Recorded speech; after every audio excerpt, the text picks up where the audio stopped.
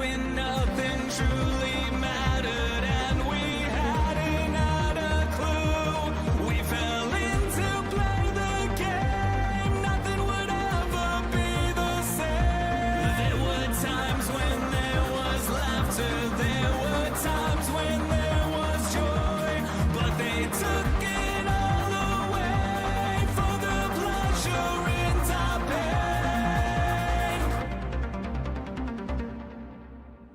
Welcome to our whole new world. Shine a light on everything.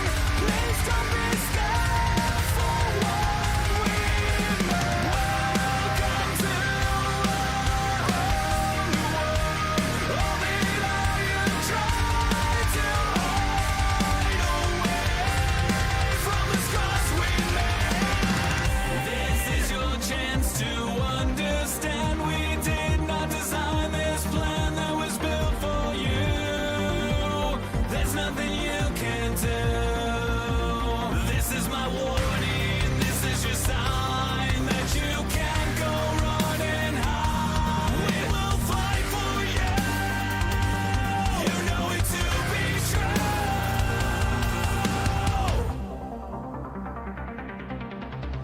Welcome to our whole new world. Shine a light on everything.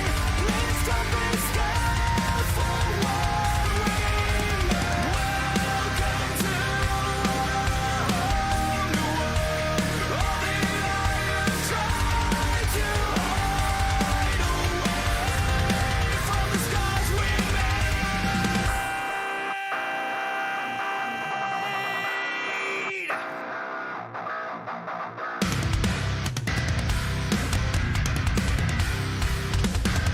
From the scars we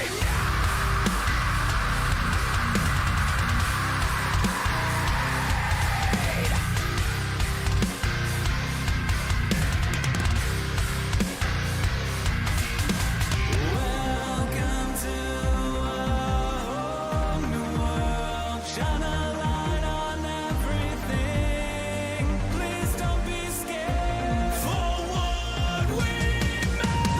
Welcome to our whole new world. Shine a light on everything. Please don't be scared for what we made. Welcome to our whole new world. All the liars try to hide away from the scars we made. Welcome to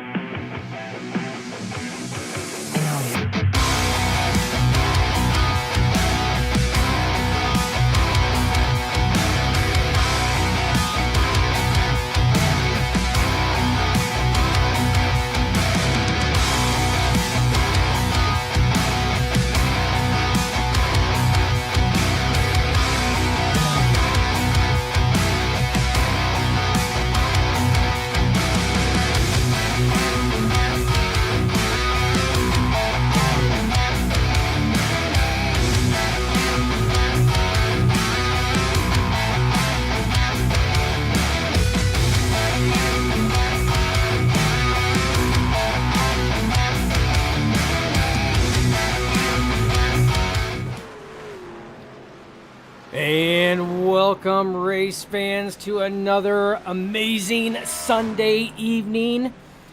here on Nerd TV for another Global Racing Truck Series event.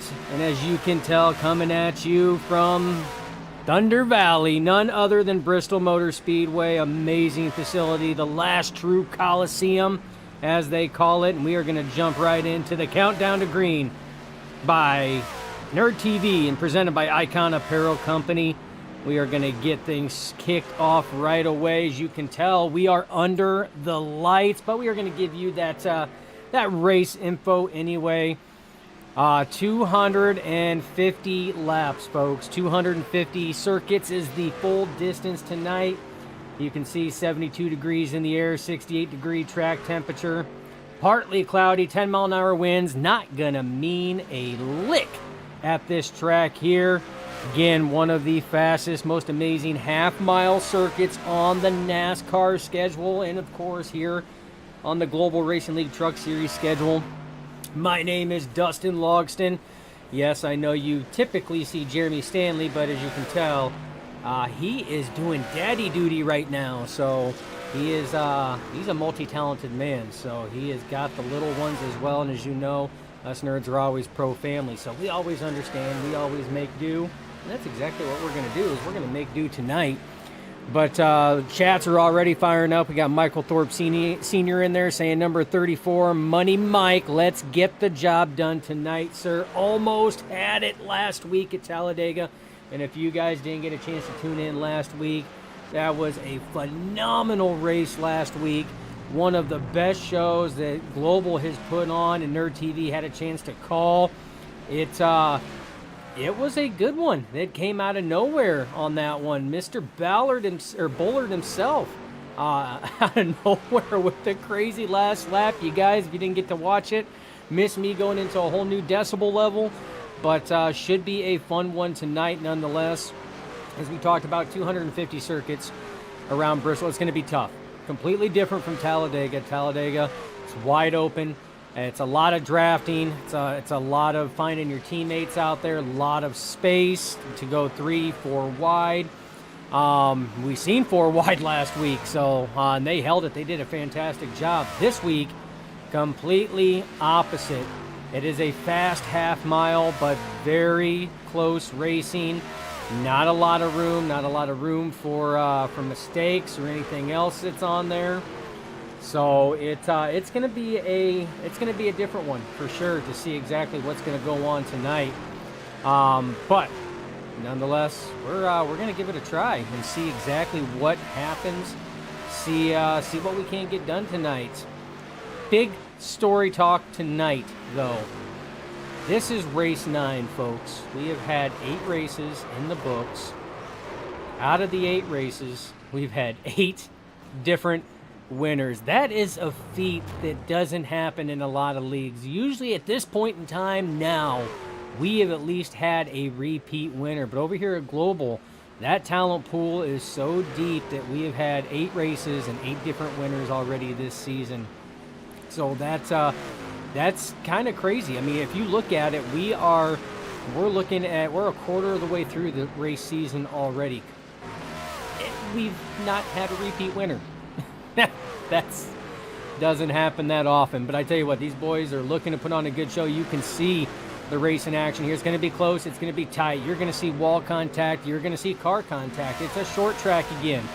This is probably one of the toughest stretches of races so far that Global has put on this season, going from Martinsville to Talladega, then to Bristol. So half-mile paperclip, flat paperclip, to a gargantuan 2.66 mile super speedway restrictor plate race, and then back to a half-mile high banked short track. This is definitely testing the will and testament of all the drivers there tonight. So it's going to be an interesting one. We're going to see exactly what is going to go on tonight, but practice is winding down. We are going to get ready to go to qualifying, and we always follow our top practice time right now, which is currently held by the number 1 of Mike Hayes. But because I apparently forgot to turn something on or off, we are going to go to a short black screen and then straight to qualifying, riding on board with Mike Hayes. I'm going to get my face off, as you see Jeremy hops right in at the last second, but we are going to get our faces off the screen, go to a quick black screen, and then we'll be right back for qualifying.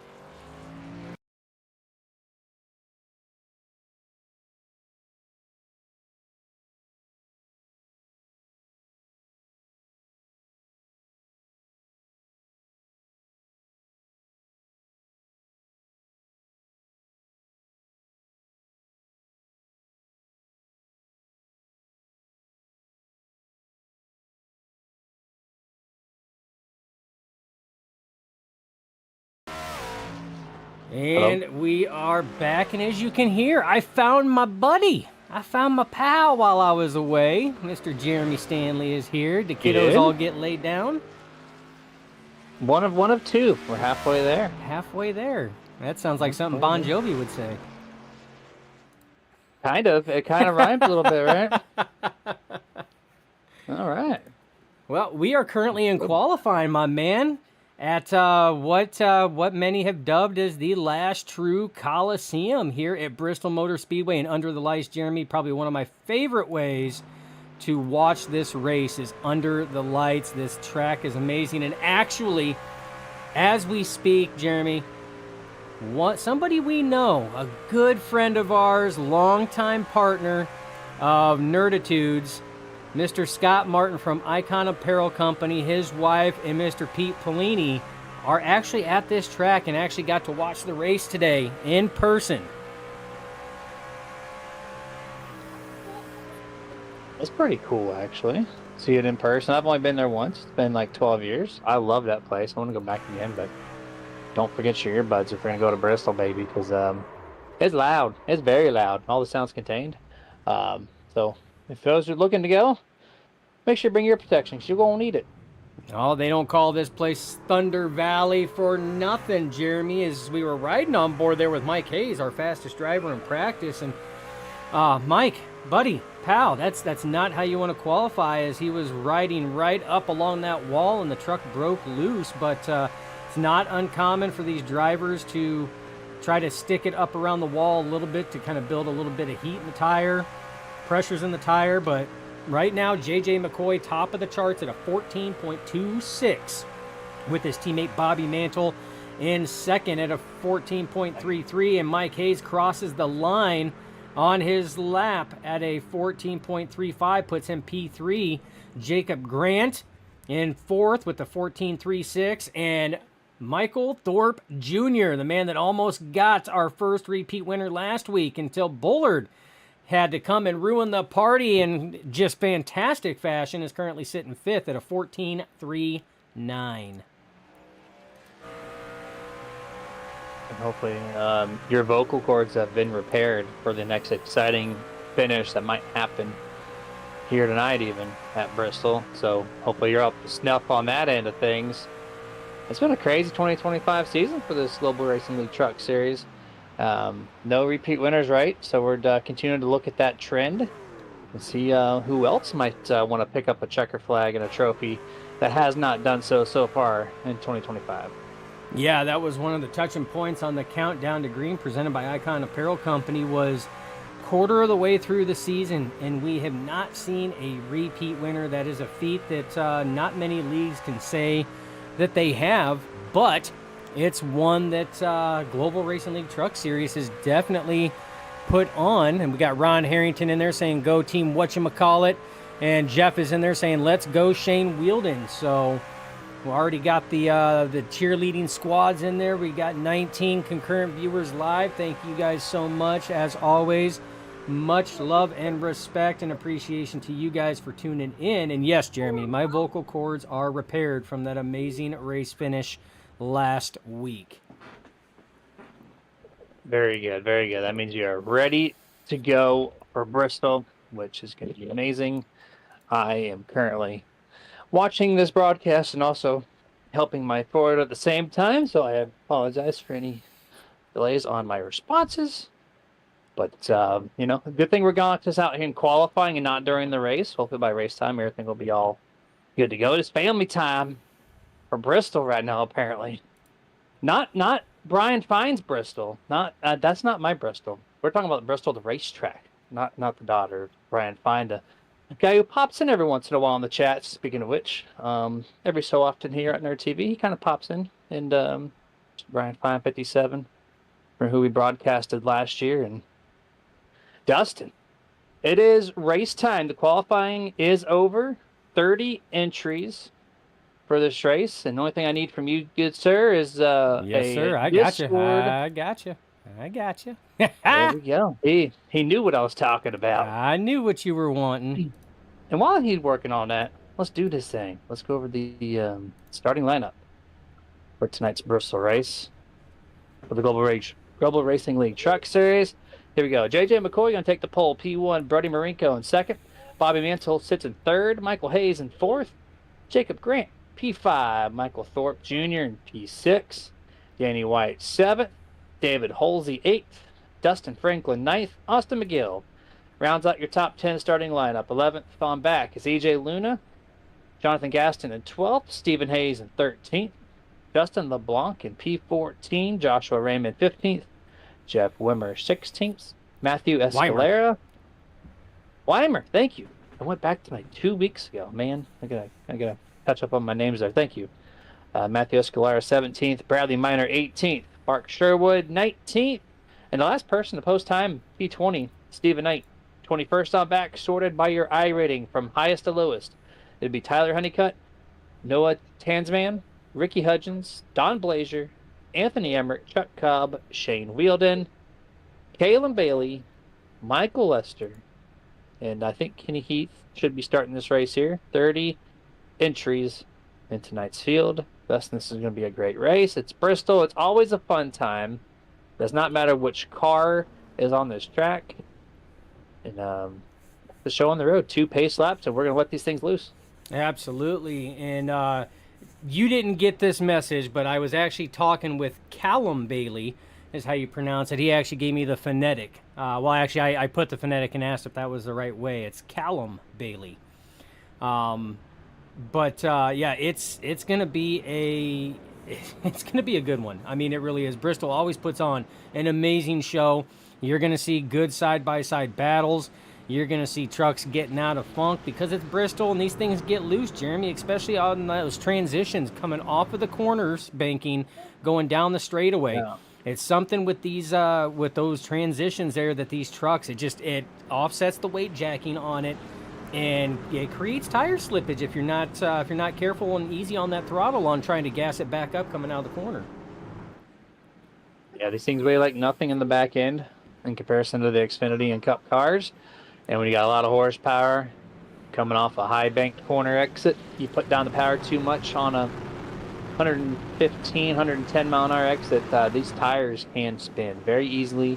And unlike the Cup race, you're going to see these trucks a lot more on the top versus the bottom, maybe some in between. This track over time has mellowed out from being a wall rider down to whatever lane you want to choose. It's kind of cool how it's working in reverse on that end.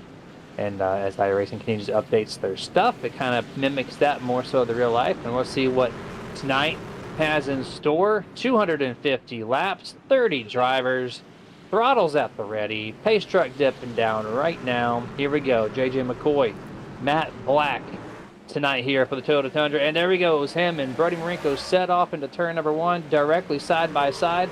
And of course, the advantage on the opening corner is going to go to the 22, not the 2. Single file top 2.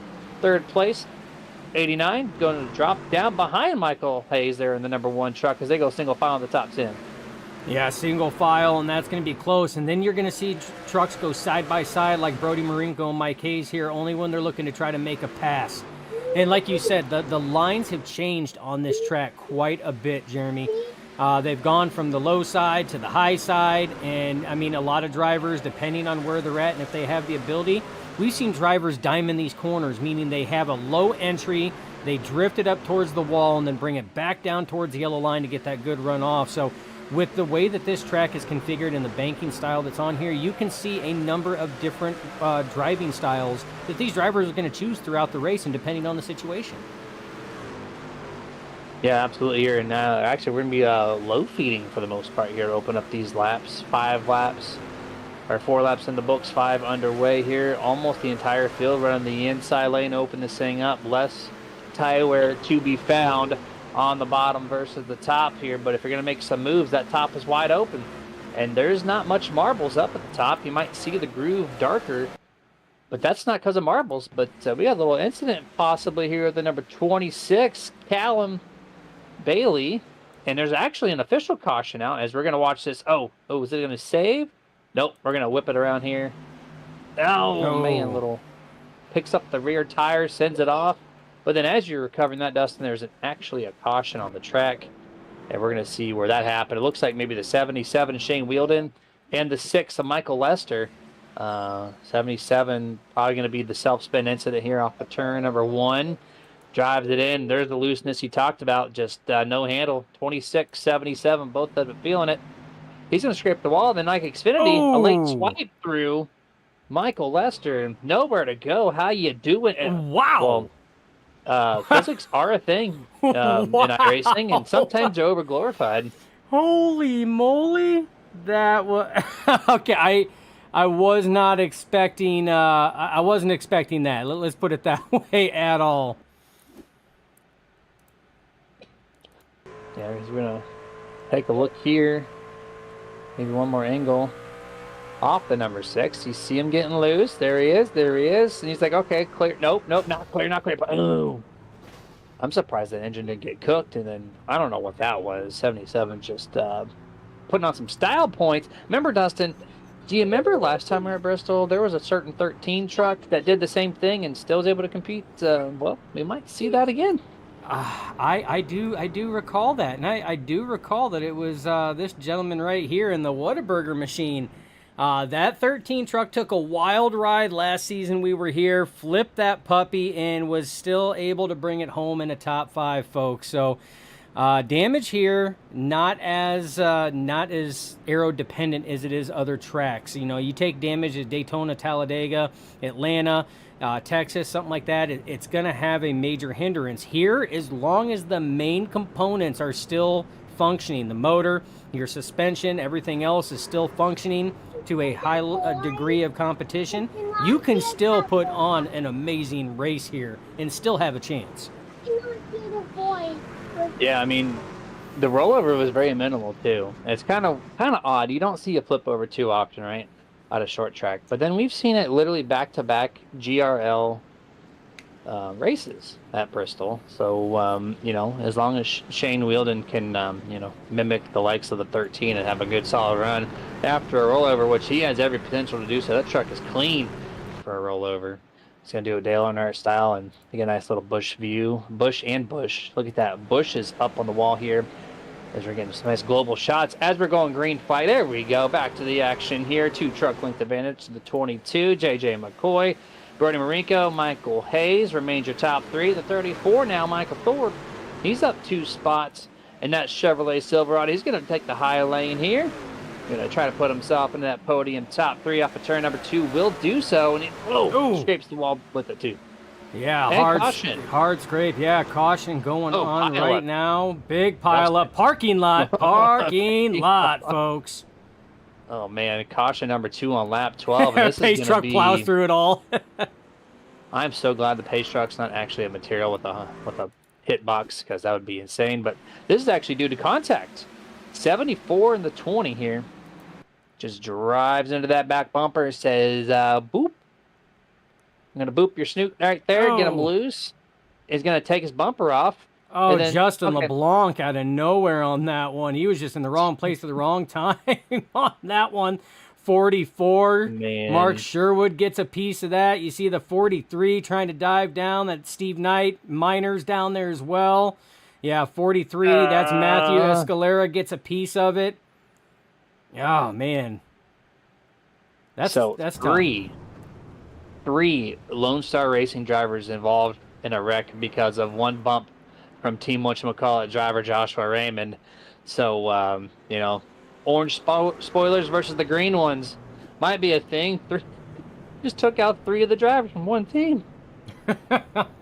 It's tough. And Jeremy, and that's the tough thing, because when an accident happens here, I touched on it just slightly when we were in the countdown to green was room. There is minimal room here compared to what we had available to us at Talladega last week.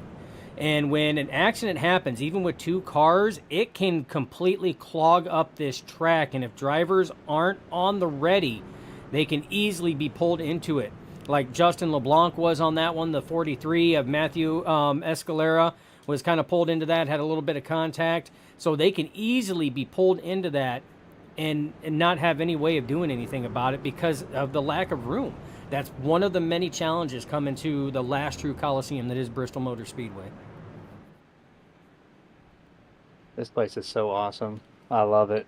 I get excited every time I race here, broadcast here. It does not matter. It's just a great track.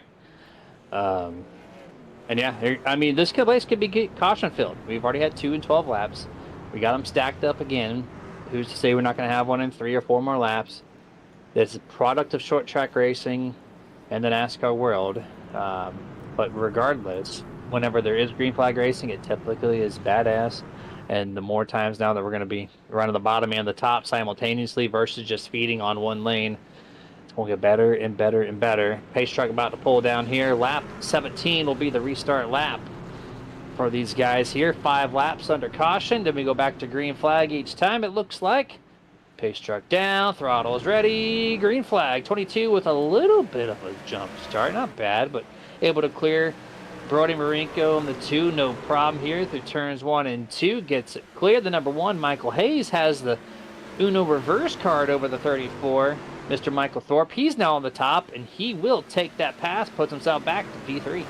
Yeah, that high line, if you have the setup for it and you have the goals for it, seems like it is the faster route at times, and that's exactly what Michael Thorpe Jr. showed Mike Hayes just prior to that caution, and then Mike Hayes returned the favor, like you said, with the reverse Uno card, taking it. Now he's setting his sights on the 2 of Brody Marinko. He's taking it to the outside. Mike Hayes right now on a rail, moving towards the front, trying to chase down the 22 of J.J. McCoy. A great run here. Outside, currently working wonders for the number 1. Now Defense. all over the back bumper. Race lead. And that is very common at Bristol. You don't want someone to pass, well, you just take away the fast lane. And that's exactly what he did. And now he's going to make the 1 go to the bottom. J.J. McCoy runs the middle, which is also a good defensive maneuver. So J.J. knows exactly what he's doing here. Grim Reaper driver. Going to almost take the block to the inside, but then realize, you know what, the top might be the way I need to go. And he's going to run it, and he's going to take that lead to himself with a half a car length. And oh, Michael Hayes, stupid loose there off of turn 4. Yeah, really loose, and that's what you got to worry about is getting yourself, your tires heated up. It's one thing you do not want to have happen. We got It's Not Lame saying, let's go Mantle. Dwayne saying, let's go 89. It's going to be a wild race, and that it is. And right now, as we work further back in the field, a lot of single file racing right now, but the 89 they were talking about, Bobby Mantle, currently sitting P9, trying to chase down the 13 of Stephen Hayes. But Jeremy, look at this race spread out, single file as it sits right now. But your big races that are going on is right up at the front, as Mike Hayes has taken over the race lead from J.J. McCoy. And now J.J. McCoy finds himself under attack from the 2 of Brody Marinko back this week after being off of the roster for last week. Yeah, there we go. And we got a caution. We got a caution. That's here on lap 81 number at Chuck 27. Cobb, right in front of the leaders. 81. All right, let's take a look at that on the Nerd TV replay. See what you got up in store for us here. Chuck Cobb running through turns 3 and 4 here. Did he tag the apron? Nope. Oh, no, that Mark had nothing to do with Sherwood. him. That was Sherwood further up. We just caught the tail Sherwood. end, but he straightened up Sherwood there, and that's why he didn't pick up on the camera angle as we were going by. So we're gonna have to go back and watch and see what happened to Sherwood on that one. Yeah, we'll have to figure that one out for sure. Big no look. He just got loose. He wiggled. Oh, The entrance of these corners, Dustin, has just been wild for some of these drivers. It's hard to maintain. And, yeah, he just, 81, just collateral, wrong place, wrong time, right in front of Sherwood, who blocked half the track there. Very easy to do at Bristol. It does wash quickly, but if you're all on top of each other, you don't have that reaction time, and that's unfortunate there for the 81 Chuck Cobb. Yeah, it really is. He had a rough time last week at Talladega as well, and just found himself at the wrong place at the wrong time. But like you said, the corner entries for these drivers and these trucks tonight is really showing its ugly face right now and being a very difficult aspect for these drivers. Every caution we've had, or near incident we have had, has been from getting loose in the corner. One of them was with a little help from another truck, but that's where a lot of these have actually started. And it's tough, and a lot of people don't realize that Bristol is a very technical track. It's a driver's track. Longest time, me personally, I was kind of hit or miss with Bristol, but Bristol is and will always be one of my favorite short tracks to run, and will always mark itself in history. This is actually the track that I got my first official iRacing win at. So you have to learn this track. I mean, you have to have respect for the track. You have to learn the track, and it's different for every car too. So, I mean, these drivers definitely have their hands full, especially on corner entry, but we're going to see what they can do right now. Mike Hayes is going to be leading the way this time, so he's controlling the start. First time since the drop of the green flag that J.J. McCoy has not controlled the start. And you got Brody Marinko starting inside in the second row, and Austin McGill starting outside of that second row. So we're going to have to see exactly how this is going to take off, Jeremy. As pace truck files down here, just a quick update. Shane Wheeldon in the 77, who rolled over earlier, out of tonight's race, out of the server. Mark Sherwood, the 44 driver who caused that last wreck, still on pit road with repairs. So he's going to go a lot of laps down if he can continue. Green flag is out, though. The number one, first time in the lead here tonight. Second leader, first lead change, 22 quick. Passes the number two real easily. Now tries to go right underneath the number one to take that spot back where he was for the first 26 laps of this thing. Cannot do it. The one's going to separate now by 2 truck lengths. Everybody else single file except for 5th place. They're trying to figure that out right now. On the outside, 19, Jacob Grant could duck down. He's going to elect to stay up top, trying to pass Austin McGill here, and he gets to the nose, door, bumper, almost cleared. Into turn 2, this should clear him over the 99. It does so. We're single file. Yeah, back to single file. Jeremy, I think this YouTube shout out is for you. It's not is. lame. Says, love hearing the little announcer in the making talking about your little man in the background. It's you know what, and we appreciate you guys understanding that. You know, we're here to give a service and provide a product, but we also have family as well, and sometimes things just don't kind of line up. And you know what? I would love to sit here and hear the kids go at it and try to announce a race. I think that would actually be quite comical for them to call a race from their perspective. You know, right now he would just go, "Hi, how's it going? How you doing?" And that's about it. But currently, you know, he's watching Mario on my left monitor right now, sitting on my lap. So I usually watch the YouTube chats, but I'm so glad you have that feature in the bottom half of this broadcast right now, because literally right now I don't see the YouTube feed. I see Mario and Luigi going at it. I got you, and then I have NASCAR on the other two. I got the center screen, of course, for the game, and then your feed on the right. So we're still doing things. We're still doing great. I just have a little extra sound, a little extraness going on the side here, as we're now approaching lap 40 of scheduled 250. Yeah, I got you, boo-boo. That's what we do here at Nerditudes and Nerd TV, man. We cover each other. We have each other's backs. And Jeremy, we are seeing a huge line difference right now. So you see a lot of bottom feeders, and we call them bottom feeders because they put those left tires and they paint that yellow line, but we have a couple top line feeders here too.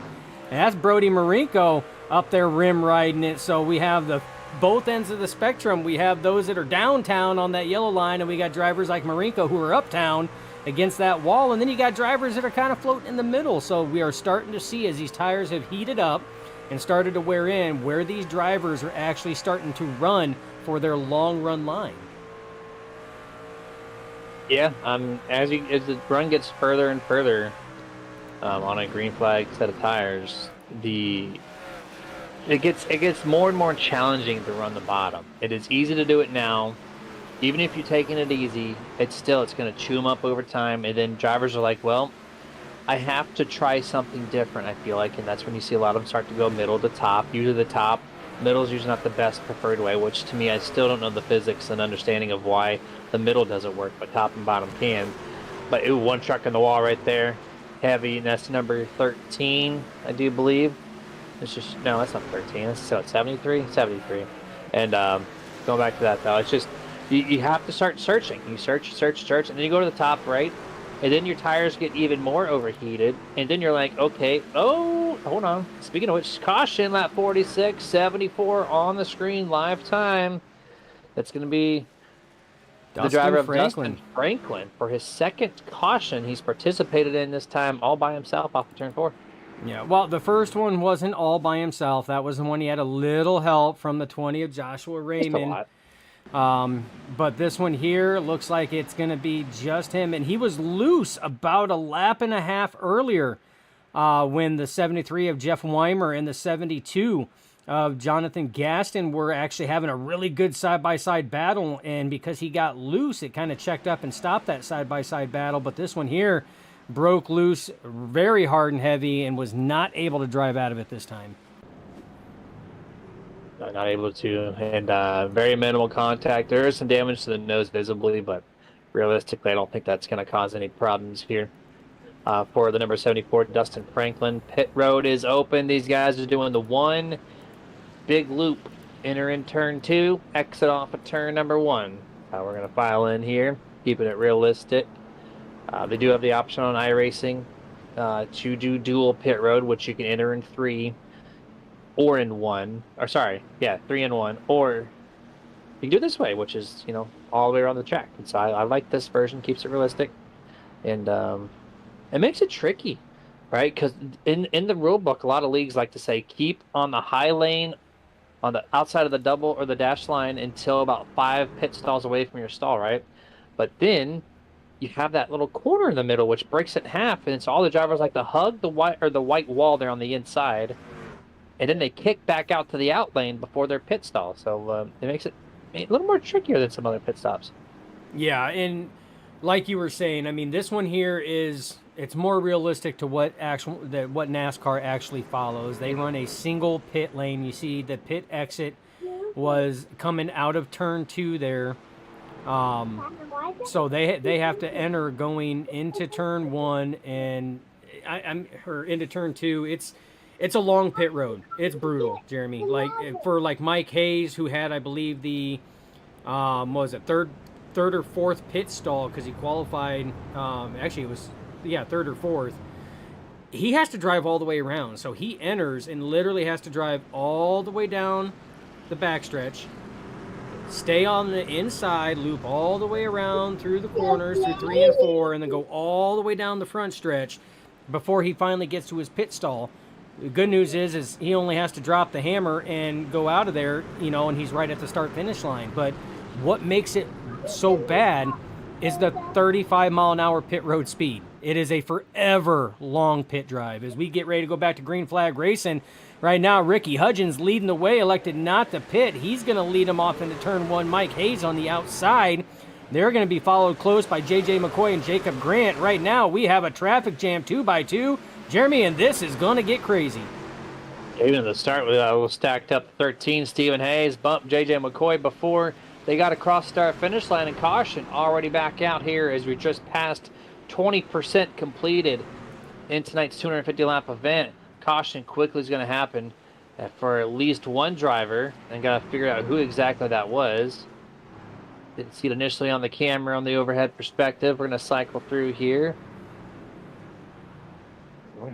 Where's this caution coming from? Looks like maybe, I found him, turn 2. It's going to involve the number 20, Joshua Raymond, into the outside wall. And for the third time tonight, the 74 is going to partake. Remember, the 20 wrecked the 74. But let's see what happens.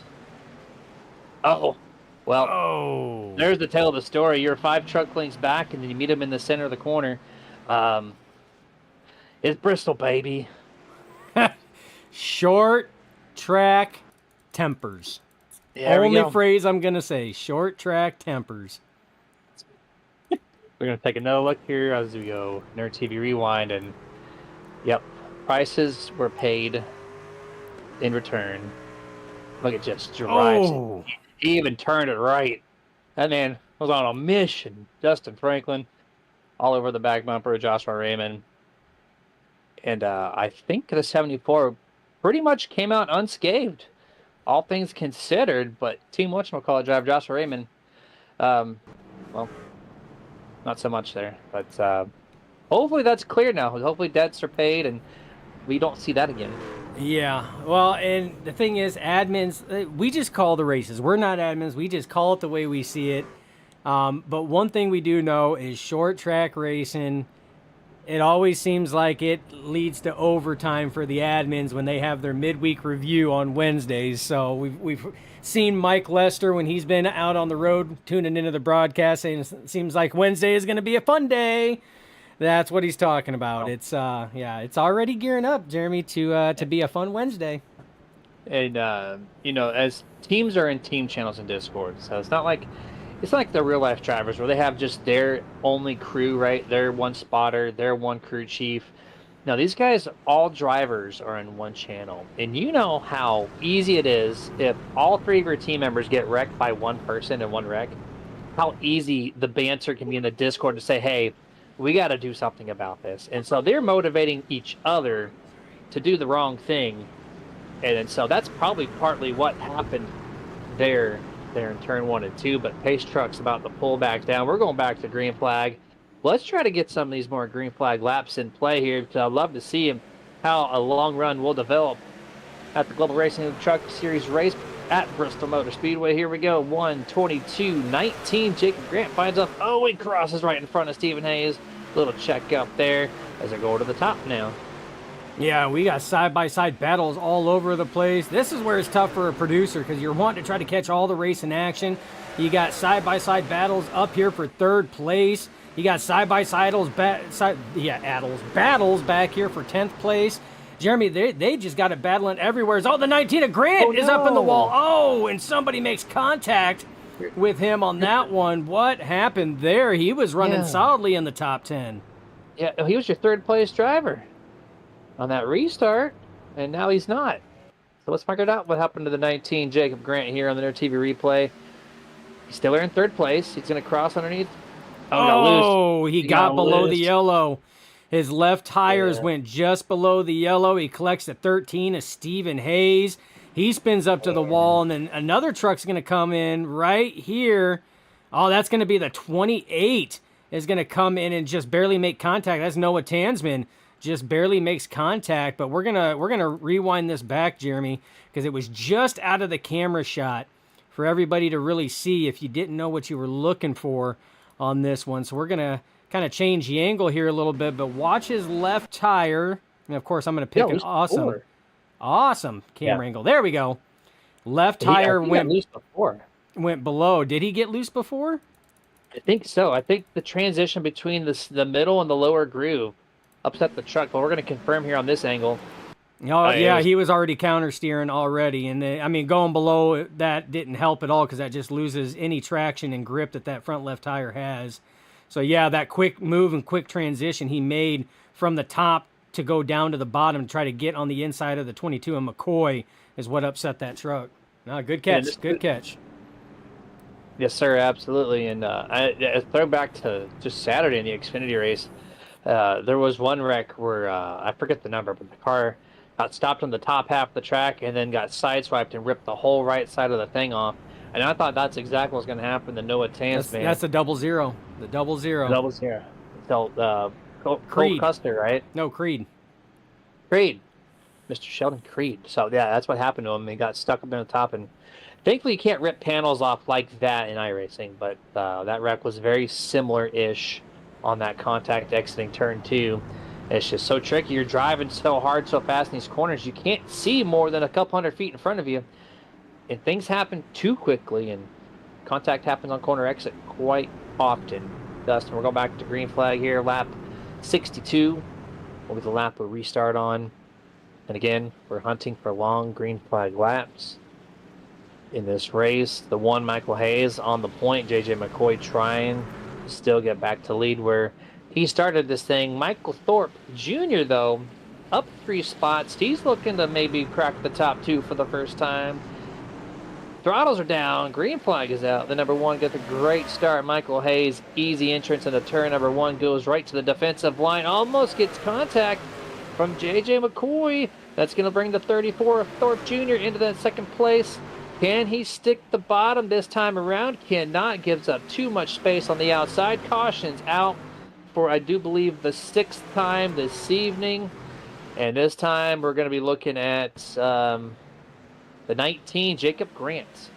Solo self-spin, turn 3. He's got no rear bumper on that thing. He's got too much brake bias in that thing, Jeremy. The second that he rolls off of the throttle and even remotely gets on the brake, that thing just wants to, the tail just wants to beat the front nose through there. And 26, Callum Bailey just gets sandwiched here. Not much damage on that 26, but man, was that close. Yeah, there's no rear end really on the back of the 19, so he's lacking aerodynamics already. And then with too much rear brake bias, which shout out to Carson Hosefar for being online this week, saying, I don't believe in brake bias. If they ask me to change it, I just say, click it 3 up for Dale. That's all he does. He doesn't believe in it. Well, if he watches that wreck there, he might want to believe in it, because too much rear brake bias can get your truck silly loose, especially at Bristol, and things happen quickly when it does so. Absolutely. You know what? And you pointed this out. You said all blacked out for JJ McCoy. I got to give our boy a true shout out here. Throwing it out to Smokey and the Bandit there in that Trans Am. Gotta love it. That's exactly what it is. And I love, Jeremy, you know I love like just theme schemes, throwbacks, anything that's kind of like that. It's kind of like the Nerdimus Prime truck that you over at Nerd Wraps painted me that looks exactly like a semi-truck, Optimus Prime style. I love stuff like this. So I just, and a lot of that side-by-side racing on that restart, I caught a glimpse of it and seen exactly what McCoy was doing. Can you put a Trans Am logo on the hood of a Toyota Tundra? Is that allowed?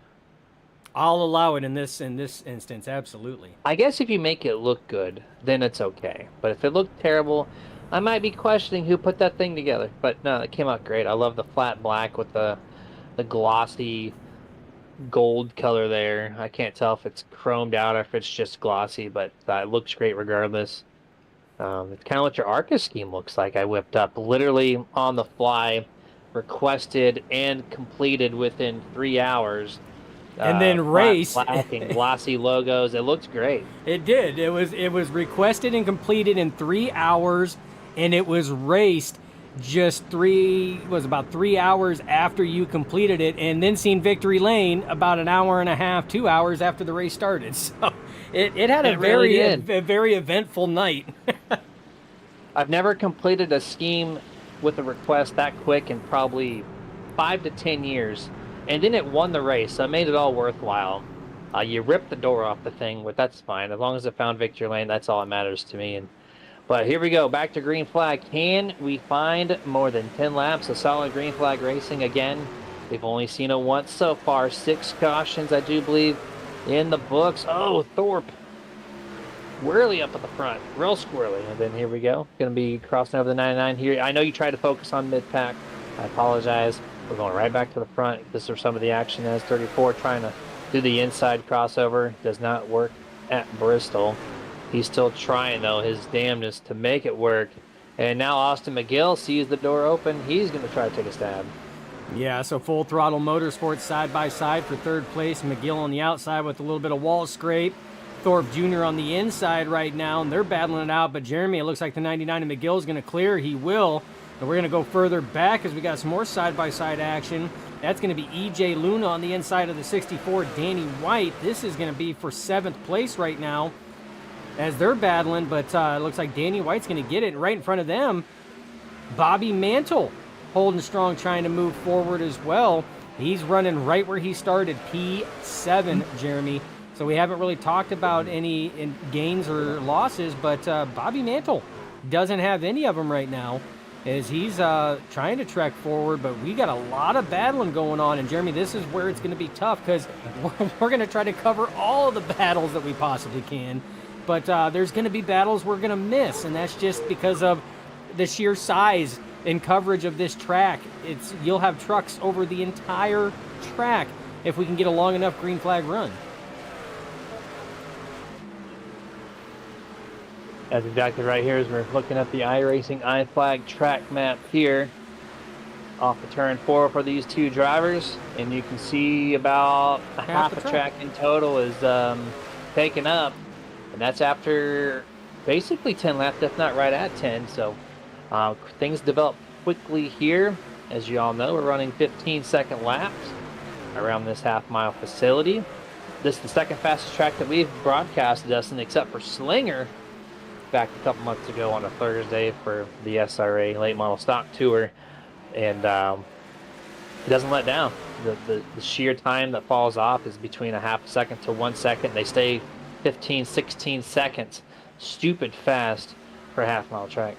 Yeah, and as we were covering some of the other ones, Austin McGill did get by the 22, as we do have another caution out, and this was actually going to involve a driver we were just watching, the 85 of Justin LeBlanc, and that's how quick things can change here as they were going in the corner. Oh, did this have anything to do with the 11? It sure did, and the 11 got loose out of the corner, went in low, got loose again, drifted up into the 85 of Justin LeBlanc. Does he keep it off the wall? Lock it down, big boy, lock it down.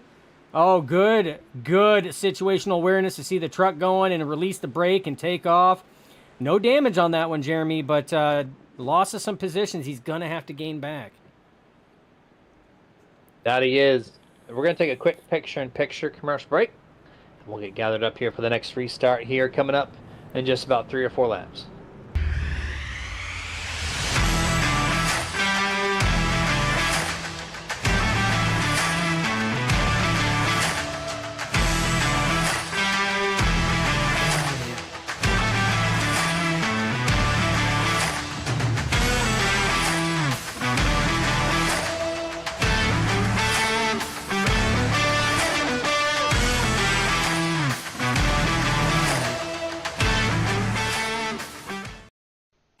Hey, can you do me a favor? I'm really hungry, but I'm trapped in here, and I dropped my last piece of boozy jerky on the floor. I can't reach it. Would you mind grabbing me a bag of the most tender, flavorful booze-infused jerky on the planet? I promise I'll pay you back. I mean, I'd eat my piece, but I can't reach it. Oh, actually, I got it. Oh, it's so good. It's so tender, so flavorful. You should really pick yourself up a bag. But if you do, you can't eat it in here. Now, this is my spot. I own this spot. Boozy jerky. The original booze-infused beef jerky with a pair. Now available.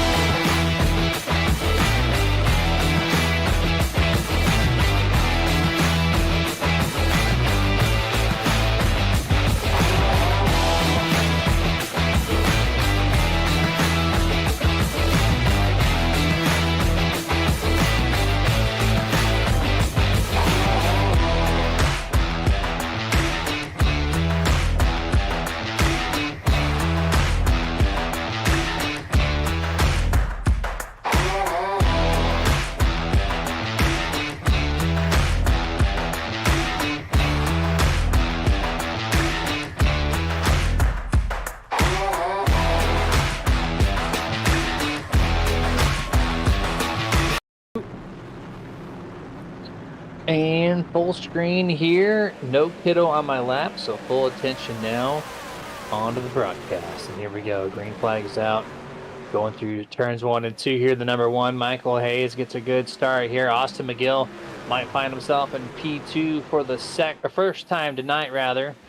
And he does. He clears J.J. McCoy, sole position of second place. To the 99, top 6, 7, now single filed. Michael Hayes, probably one of the fastest trucks here, except for when J.J. McCoy gets out in clean air. That might be the telling sign when those two can get side by side again later on in this event. Clean for the first couple laps on this opening restart. Almost approaching lap 100 of scheduled 250 tonight for the Global Racing League Truck Series at Bristol Motor Speedway. Yeah, and single file is what it's going to be as Mike Hayes stretches out his lead over the 99 of Austin McGill, as McGill still in a very tight battle with the 22 of McCoy, and his teammate is right behind McCoy, the 34 of Michael Thorpe Jr. Bobby Mantle still in 6th place. You got Holsey. We haven't talked about Holsey very much. He's kind of snuck himself into that top 5, but he's running very solid, very fast laps in that Union 76, number 76 scheme. So, again, excellent run by Holsey, up 3 spots. And then in 7th place, Jeffrey Weimer right now, up 9 positions in 7th. He was in a good battle there with the 72 of Jonathan Gaston. And these cautions have kind of worked in his favor a little bit. But, Jeremy, as we look further back, I mean, we got single file racing up until this battle here. That's going to be with Marinko, who is side by side with, who is that, the 28 of Noah Tansman. So Marinko trying to work his way up as well.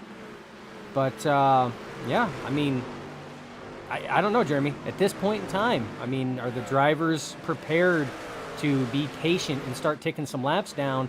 We're only working lap 91 of 250. So these drivers have got to be patient and tick some of these laps down for sure. But one driver that's not, that one of Michael Hayes, Jeremy, he is gone. Yeah. I was hoping you noticed that. I've been watching every single... I actually had to look back, and I was like, there's no way he just gapped a quarter of the track on 2nd place. And sure enough, this man put on the rocket burners, and he is cooking. Like, he is literally a quarter lap ahead of the rest of the field, not even 10 laps into this run. Look.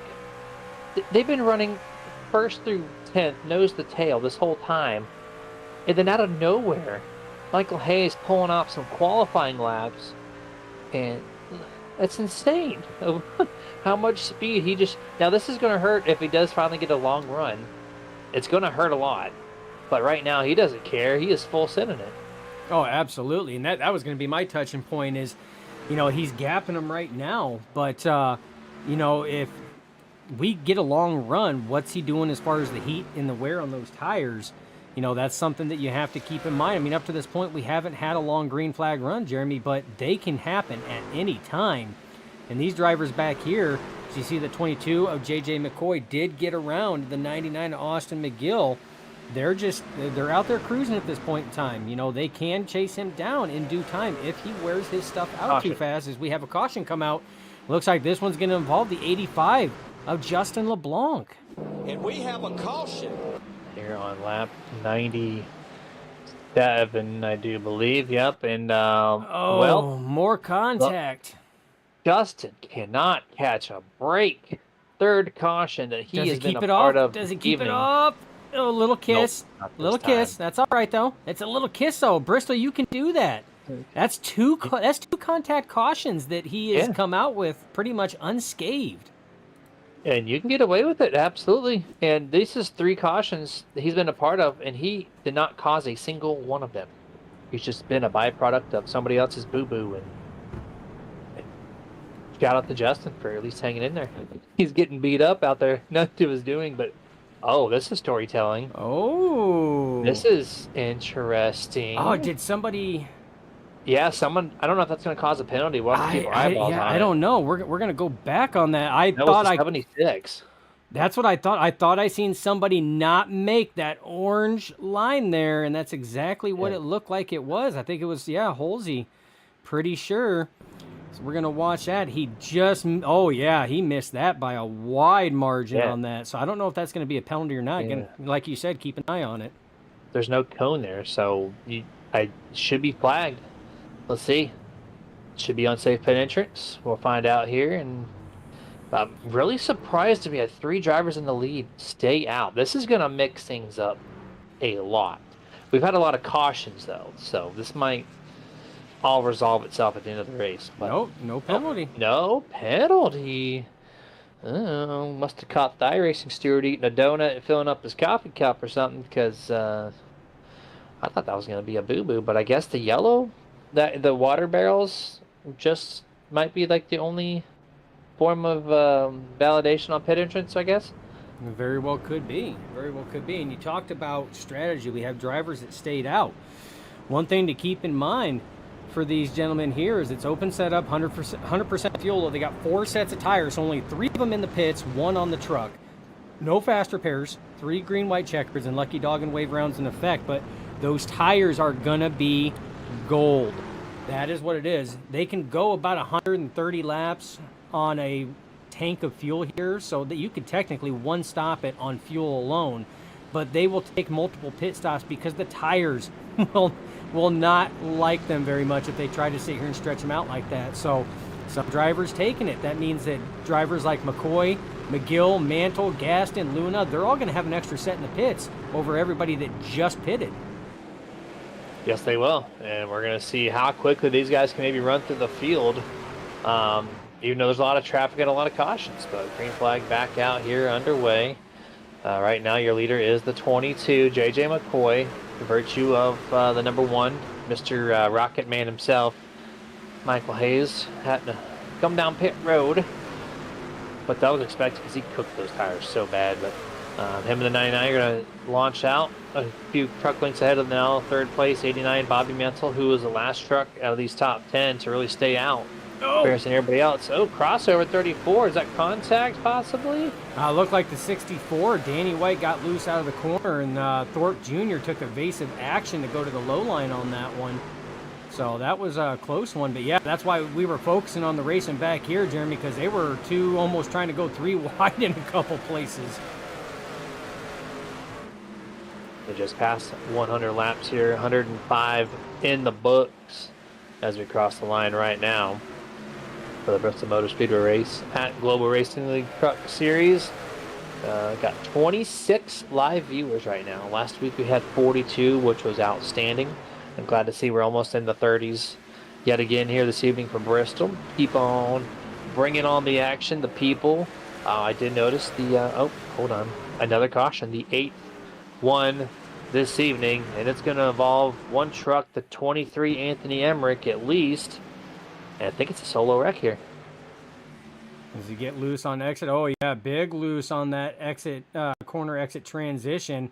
And Jeremy, this is keying to be a huge impact. Not as bad as I was expecting on that one. A little kiss again, but able to keep going as long as everything's working. Yeah, a little kiss. I thought it was going to be worse too, but thankfully, when you only exit the turns at 115 miles an hour, you can lock up the brakes and get it pretty low down, all things considered. So left front damage, or right front damage to that thing, and I think it'll be okay. I think it's going to be just fine. Yeah, and we were talking about the drivers that pitted versus the drivers that didn't.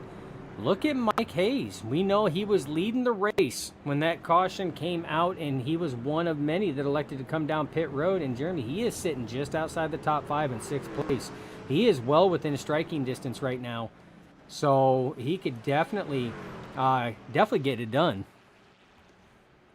Oh yeah, absolutely can get it done there. And got the IconApparelCompany.com.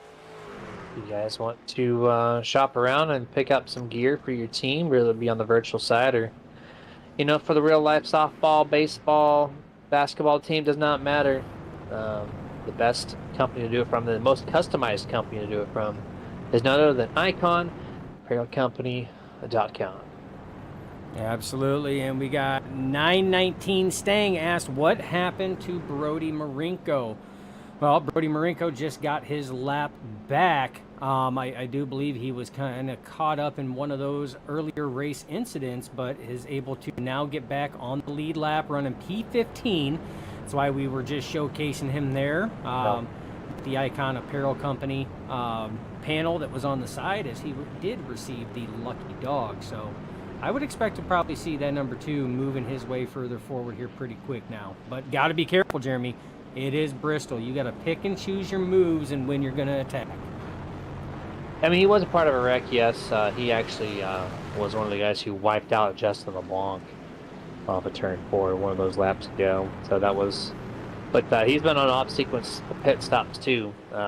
Probably, maybe because of that, maybe not. Oh, yeah, actually, yeah. He did get a wreck, right? He did cause the wreck. So by the rule book at GRL, here on every Sunday night is if you cause a wreck, you get the EOL penalty. And that's where the number 2 was. He got sent to the back by the admins, causing a wreck over with Justin LeBlanc off of turn 4, about 20 to 30 laps to go. And he is working his way back through the field now as we try to progress. Do we get some green flag laps this time around? We're going to find out. Green flag back out. JJ McCoy, great restart over the 99. Yeah, 99 McGill still holding strong in P2. You're going to see the 24th, EJ Luna, for the first time tonight, break into the top 3 Nerd TV podium. And he's going to have Jonathan Gaston, who's having a fantastic run as well. We're about ready to go 3 wide here, boys. Oh no. Hayes into the wall a little bit as we were going 3 wide. It was Holsey on the bottom. We had the 89 and Mantle, all 3 wide. They still hold it. Ladies and gentlemen, I would not recommend doing that at home. It's not for the faint of heart, but these boys, they're doing it. Yeah, I don't recommend that either. That's just, it's no good. It's no good. You had so many. Oh, got one truck slow on the outside wall. The 26. Wall run. Mr. Callum Bailey.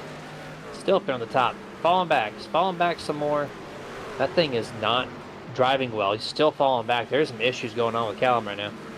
Yeah, Callum Bailey, Callum Bailey, Bailey and Bullard. Man, Callum Bailey's truck is not handling the way that he would like it right now. He's just trying to run the high side to get out of the way of everybody.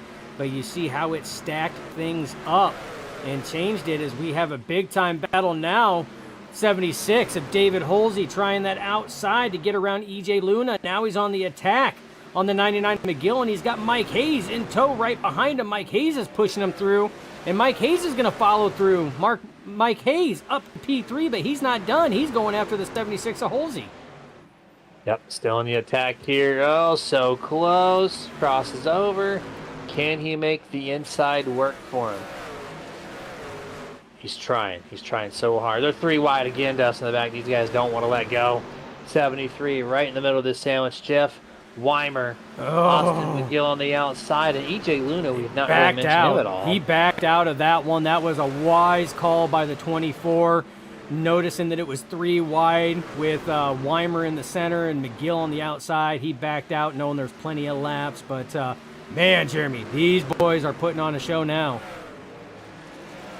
Yeah, they are. They're heating up quite a bit as we're just a couple laps away from the halfway mark of this 250-lap event at Bristol Motor Speedway. And these guys are now exploring 3 wide halfway through this thing after double-digit cautions.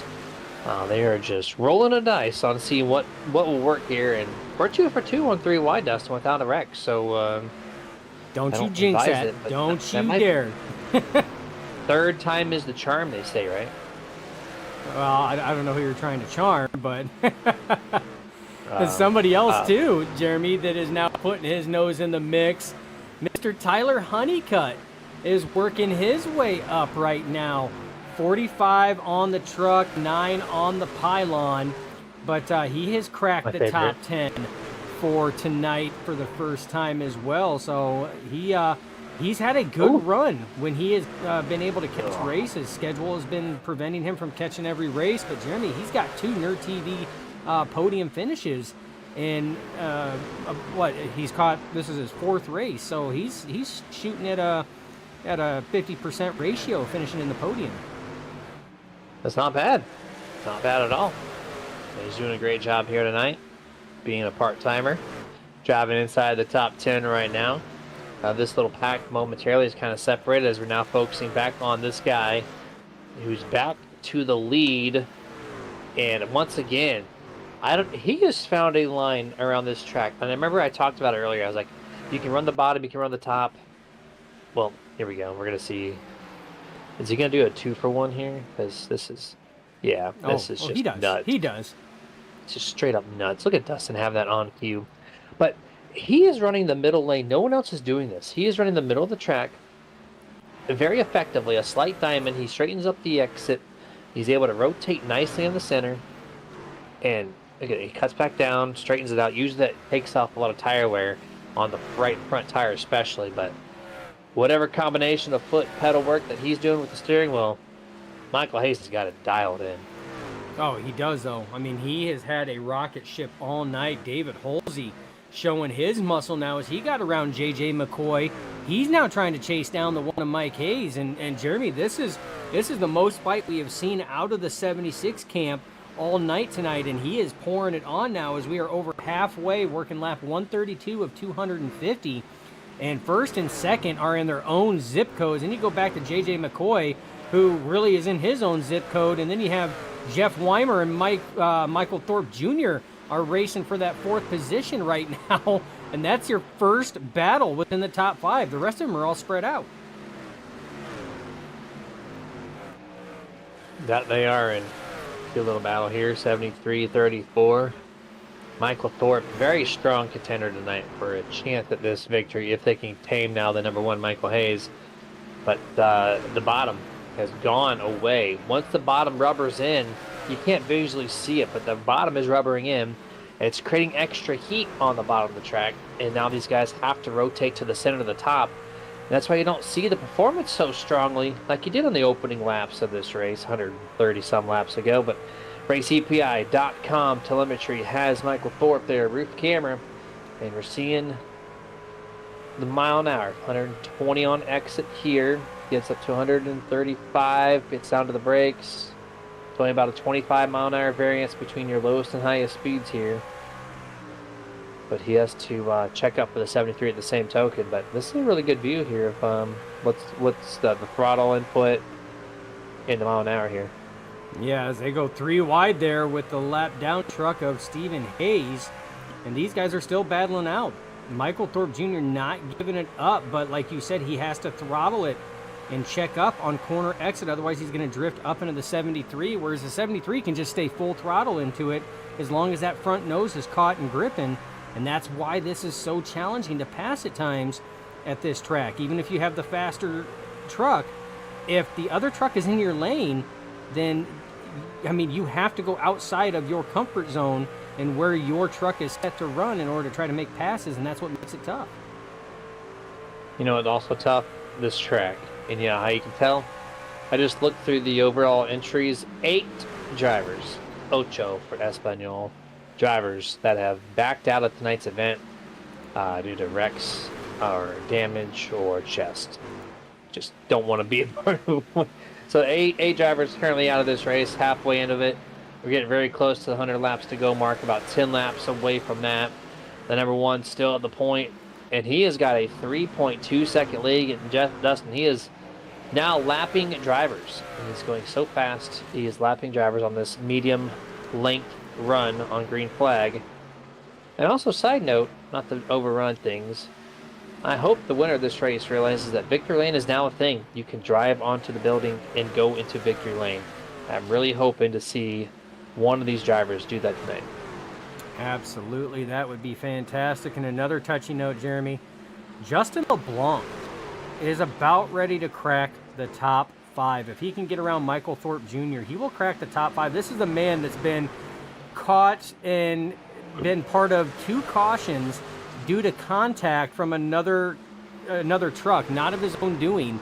And one of them did lead to him nosing it into the inside wall a little bit, but this just goes to show that even body damage is not going to slow you down, as he's ready to crack that top 5, Jeremy.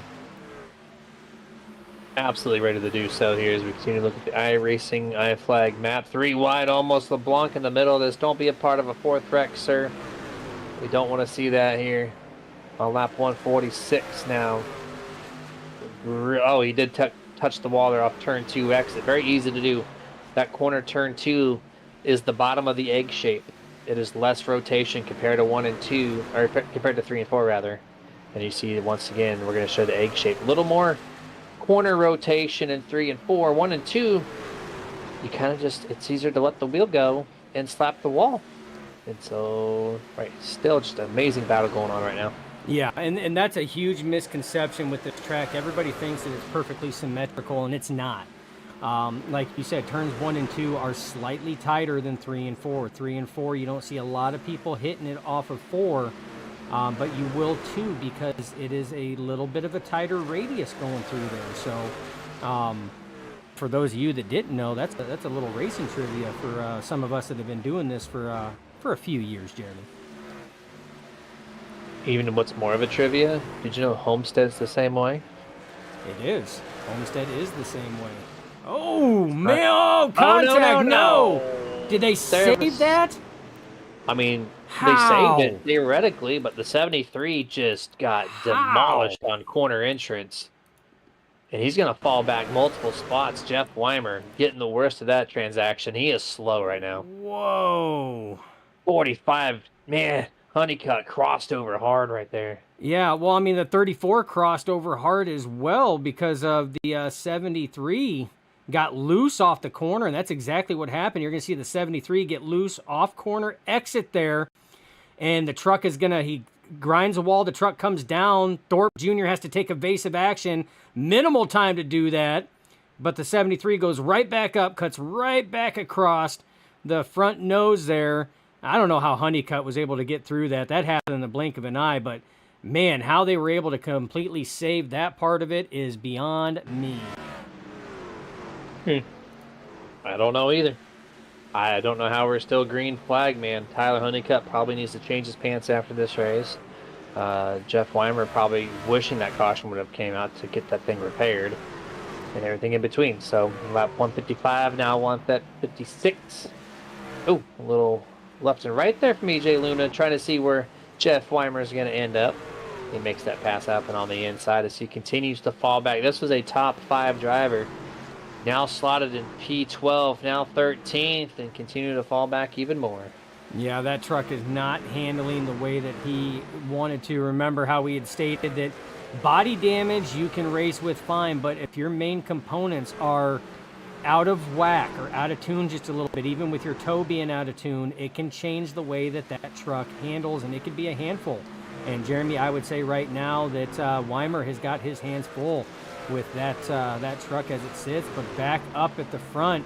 I mean, we know Michael Hayes is gone. J.J. McCoy has now got himself slotted into P2, but this is a big race right here. You got Austin McGill's right here, Justin LeBlanc. You got a number of drivers, and some of the drivers, Austin McGill right now showing is not even on the lead lap. So what happened to the 99? Great question.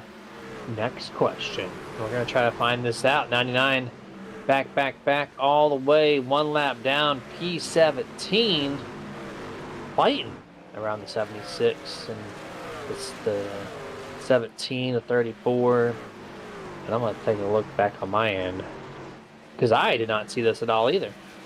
No, because, I mean, he was slotted up there in the top 5 solid, at least top 10, and now he's back in 17th, and David Holsey, who'd been having a strong run, he's slotted further back now in 7th, so he's lost some ground. He's coming under the attack from the 34 of Michael Thorpe. You got Ricky Hudgens is up there trying to crack the top 5. Right now battling with the 99 of McGill, who we just talked about was a lap down, but solid run for the 21 as he gets into the turn 2 wall there a little bit. We just touched base on that, but Jeremy, 45 or 9.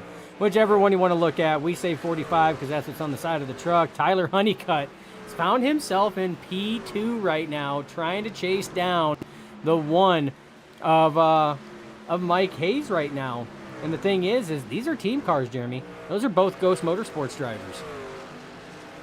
Yes, they are, and I did my homework going back and watched Austin McGill, and he literally is just screaming for tires. His truck has fallen off. He did not wreck. He did not spin. He did not do anything.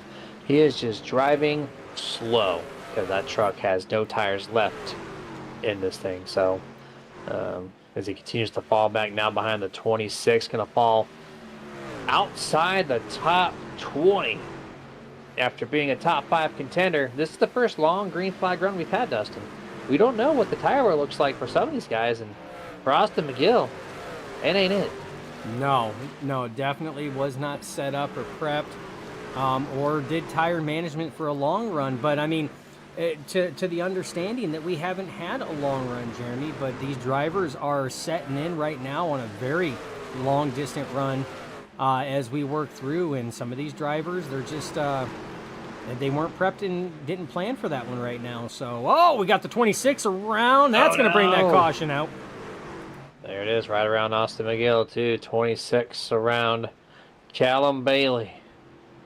You're off turn number 4. He drove in pretty good turn 3, but turn 4 completely flip-flops him here. He looks great. He looks great. He had to Oh. lift a little bit for the 76 of Halsey and Oh, upset he the had truck. help. Oh, yeah.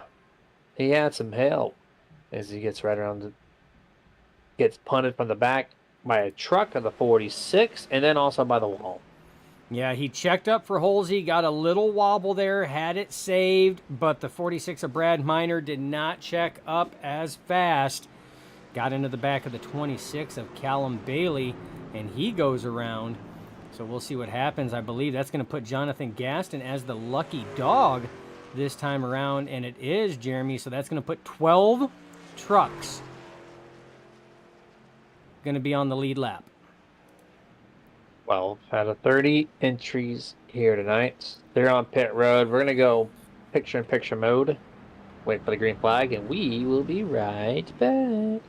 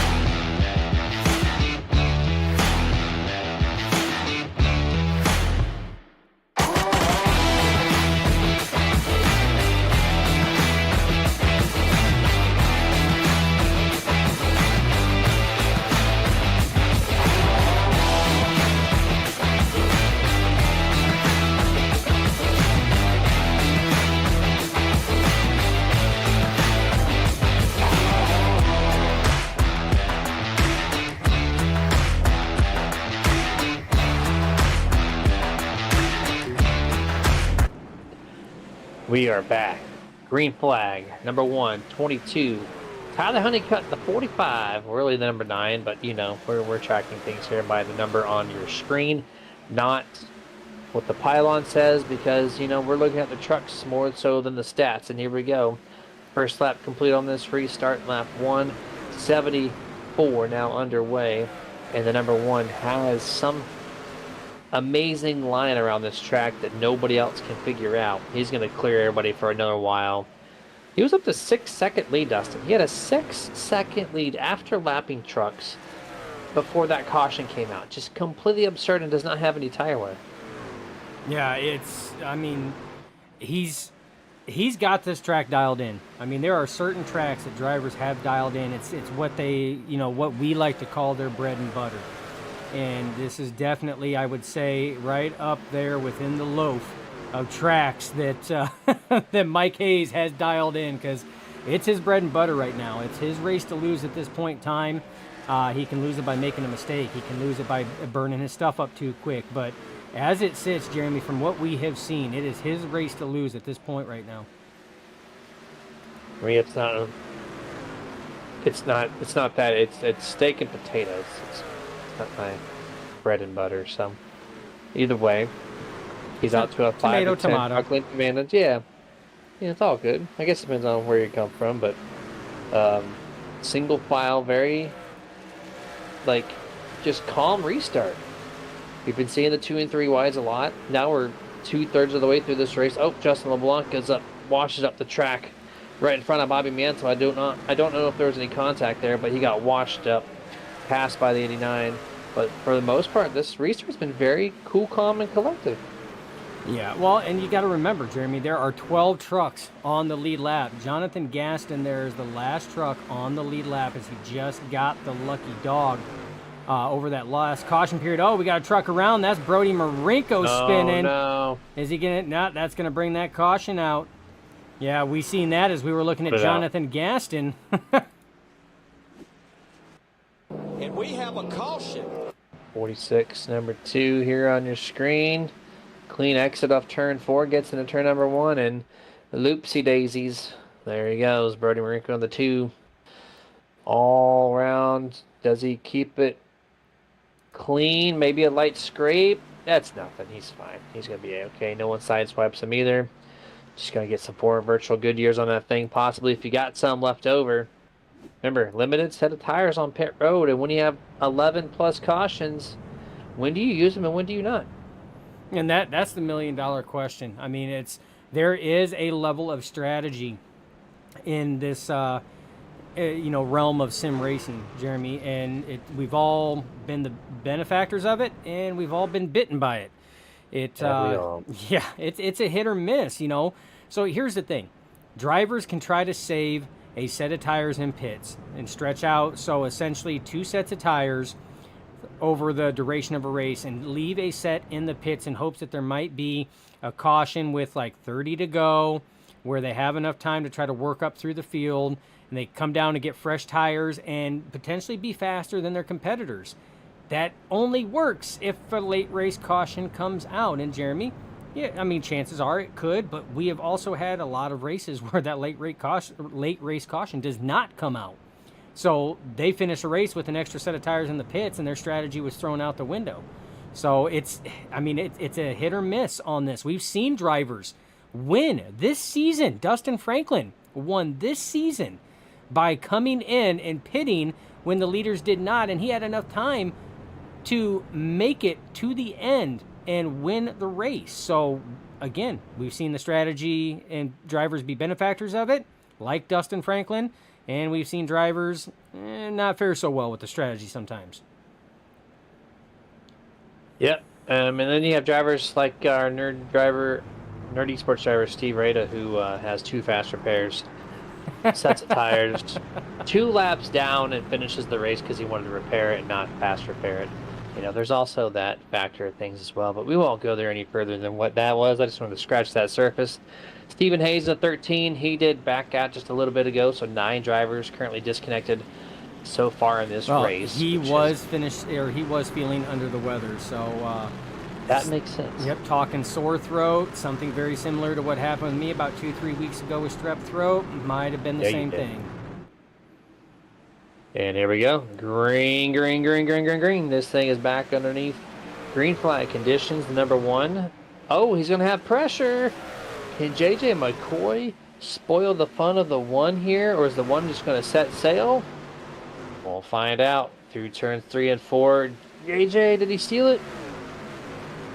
By 4 1,000ths of a second, he did. But Michael Hayes, quick to his feet back in turn 1 and 2. This is going to get good here. It is, because the thing is JJ McCoy is running a higher line, but we've seen Mike Hayes run that center line and do a diamond for a lot of laps, so we know he can be fast there as well. And JJ McCoy trying to do the cut down. Contact made. McCoy loops it. Big contact.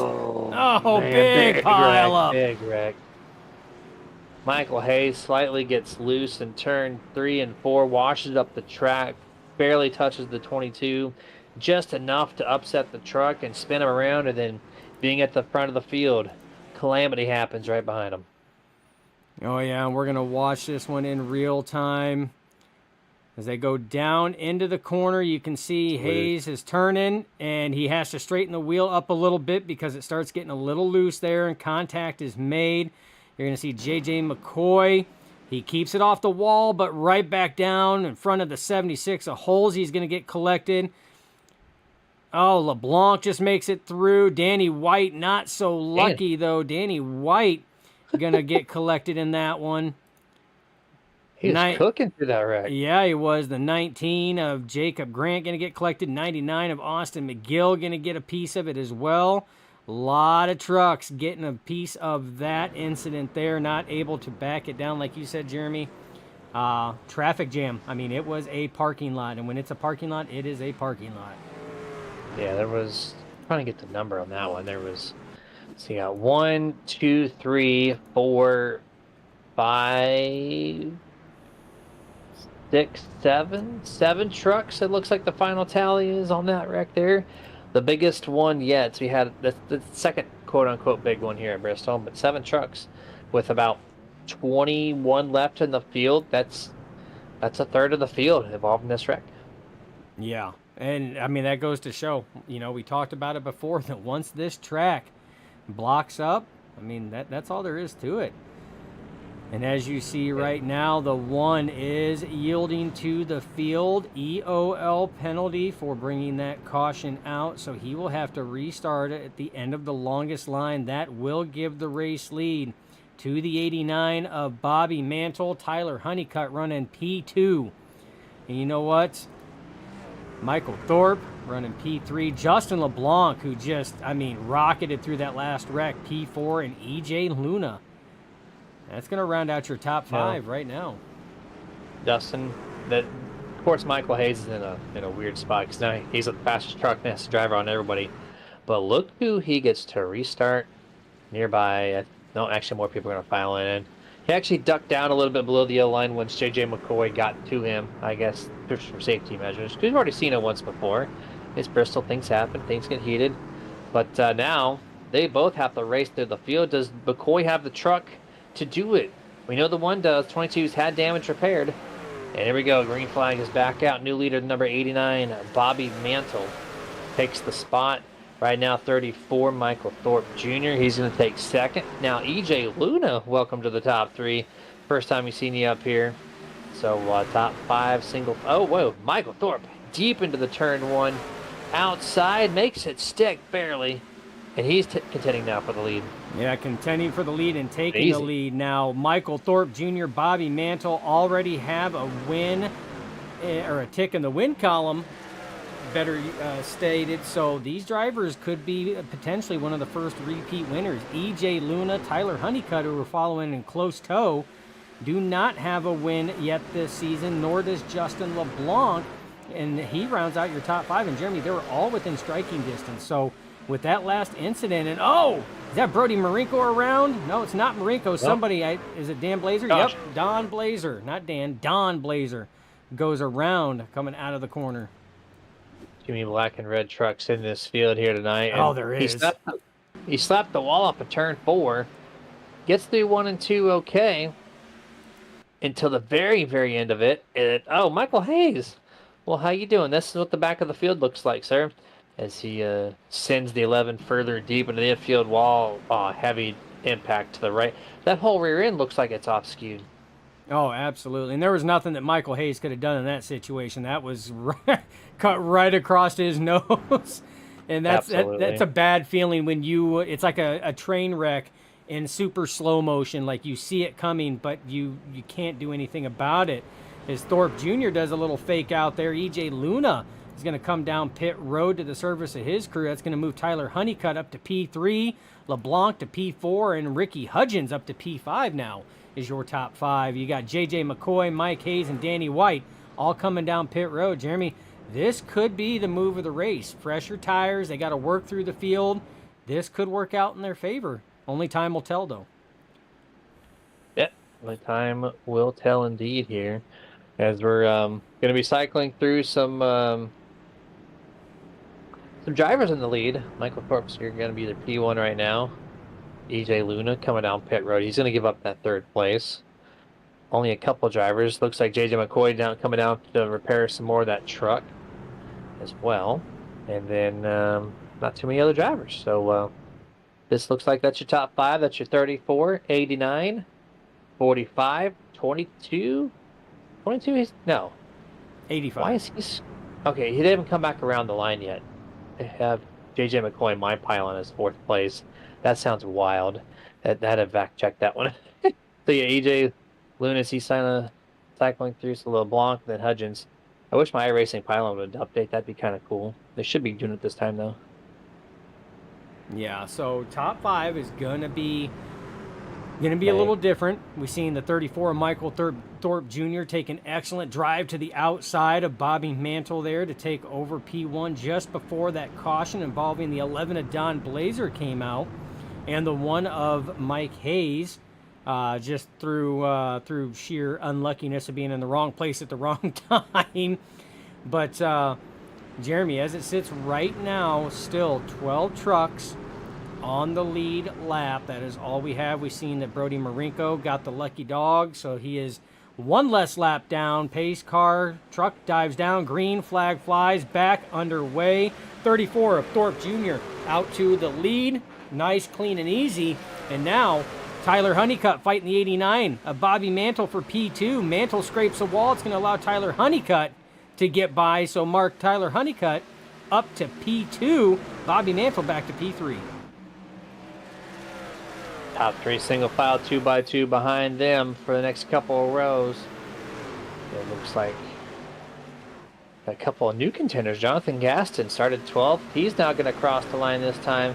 Puts himself in position number 4. So up 8 spots is the 72. Trying to see if maybe he can get around the 89. But here comes LeBlanc, involved in 3 wrecks. Been in 3 wide situations. This man is resilient, not giving up. He's going to try now to get himself into 4th place. And then Austin McGill, short run hero. Can he save the tires a little bit, or is he going to go right on the attack? Looks like early attack to the 85 has to check up. That's going to completely destroy the right front tire if you keep up that line. Yeah, and he's trying. You know, we know that the long run is not the strongest at this track for the 99, but look who he has got competition with now. Mike Hayes coming through on fresh tires. Oh, it looks like Danny White spinning in the back there, and that's exactly who it was. And we're going to go back and take a look and see exactly what brought out this most recent caution. Danny White, 64 on your screen now. Ooh. Just this guy had no chance. The truck got loose right when he started breathing into turn number 3. Great job sliding it. Oh, the overcorrection plus the assistance of Bradley Minor, the 46, helps him around. Yep. That thing started getting loose, like you said. Once it started having the brake load go on it, going into the corner, it was already getting loose. Had it saved on that, probably would have continued going forward, but a little bumper assistance from the 46 of Brad Minor sent him the rest of the way around. Yeah, it absolutely did there. And now we're going to be on lap 208 here. Truck's coming down pit road. Thorpe. No, I guess the yellow or the orange box doesn't matter because Mr. Mantle just completely ignored it. But now you're going to have a decent amount of the top 5 coming down pit road. We're going to take our last picture-in-picture break. We'll be right back. Hey, can you do me a favor? I'm really hungry, but I'm trapped in here, and I dropped my last piece of boozy jerky on the floor. I can't reach it. Would you mind grabbing me a bag of the most tender, flavorful booze-infused jerky on the planet? I promise I'll pay you back. I mean, I'd eat my piece, but I can't reach it. Oh, actually, I got it. Oh, it's so good. It's so tender, so flavorful. You should really pick yourself up a bag. But if you do, you can't eat it in here. Now, this is my spot. I own this spot. Boozy jerky. The original booze-infused beef jerky with a pair. Now available.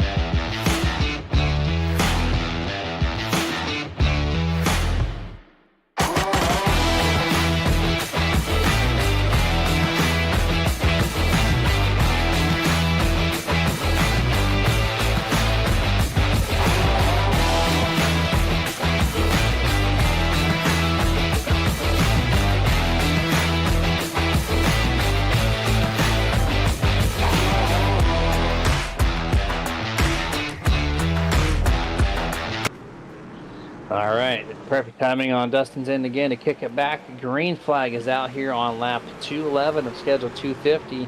40 laps remaining in the Bristol Motor Speedway race at the Global Racing League Truck Series, and we're approaching Martinsville stats when it comes to these cautions. I lost count. I think we're between 12 and 15 roughly, but needless to say, we're focusing on the leaders right now, which Tyler Honeycutt for the first time tonight, he's here.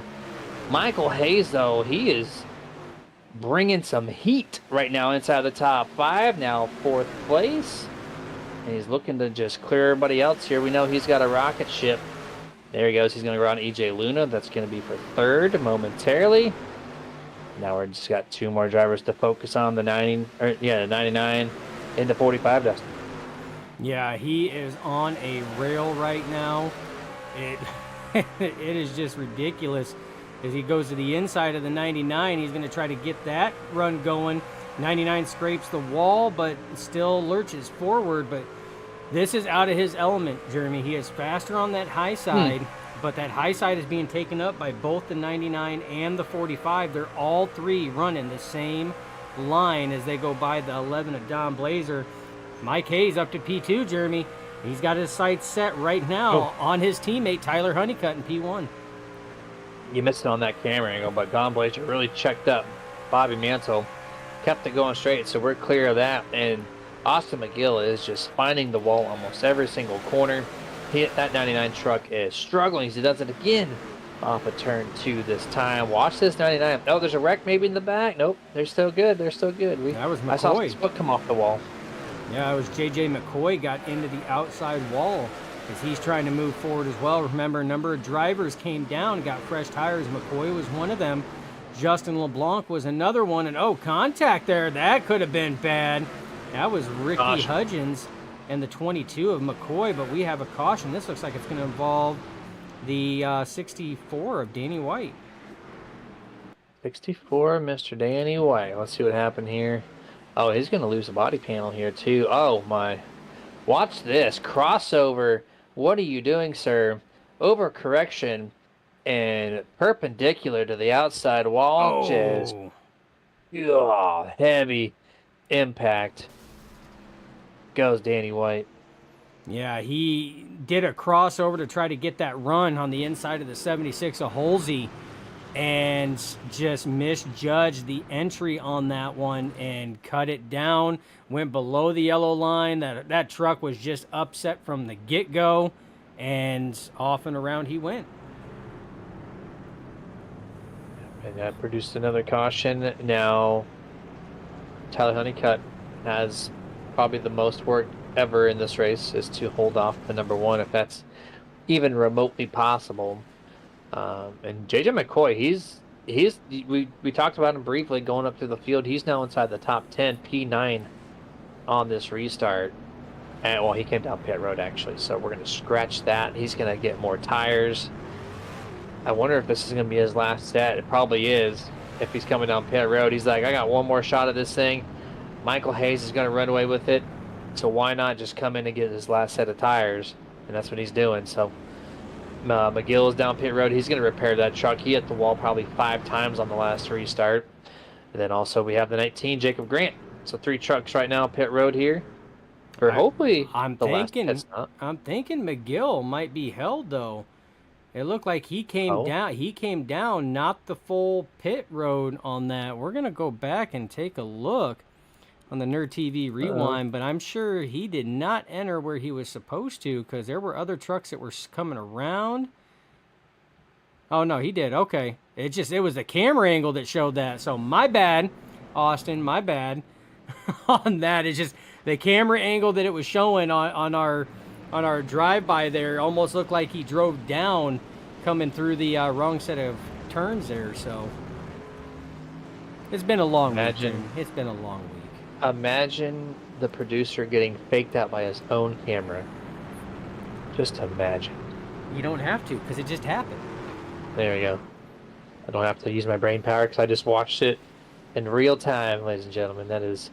Sometimes when you click the buttons every single time you broadcast, just things happen sometimes. But I got some... 2025 is going to be a year because in the back half of this year, you might see me clicking the buttons and Dustin doing the talking, so that would be kind of cool. And I got some tricks up my sleeve, so we'll see. I'm going to practice that literally tonight. But here we go. Green flag is out. This thing is back underway. And the 45, Mr. Tyler Honeycutt, is setting sail early. Well, here comes the number 1. Great launch off the turn 2. He's going to bring the 72, Jonathan Gaston, for... Oh, he's going to get touched. Michael Thorpe Jr. spins him out. Here we go. Big wreck happened again here. Big 7 wreck. trucks once again for the umpteenth caution tonight. And, well, let's walk through it. All started by Michael Thorpe driving into Gaston like he wasn't there. Yeah, and that was... So Gaston goes into the corner. Thorpe is going to try to squeeze it into a slot that doesn't have much room. Drifts up. You've seen the drift up there. Makes contact with the 72 of Gaston. Gaston tries to drive out. EJ Luna's got nowhere to go. He finishes the job there. And all these other drivers trying to go down. Oh, Bobby Mantle, JJ McCoy getting involved. Justin LeBlanc. They're all going around right now.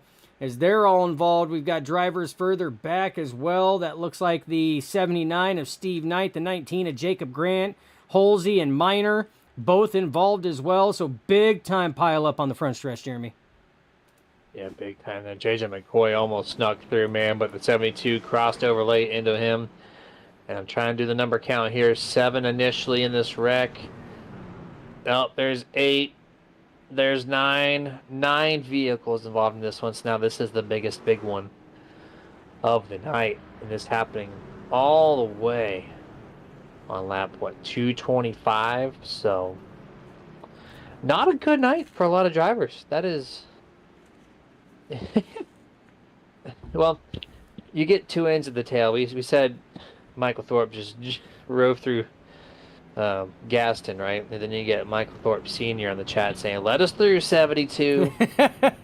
So, the tale of the 2 tapes is Bristol, baby.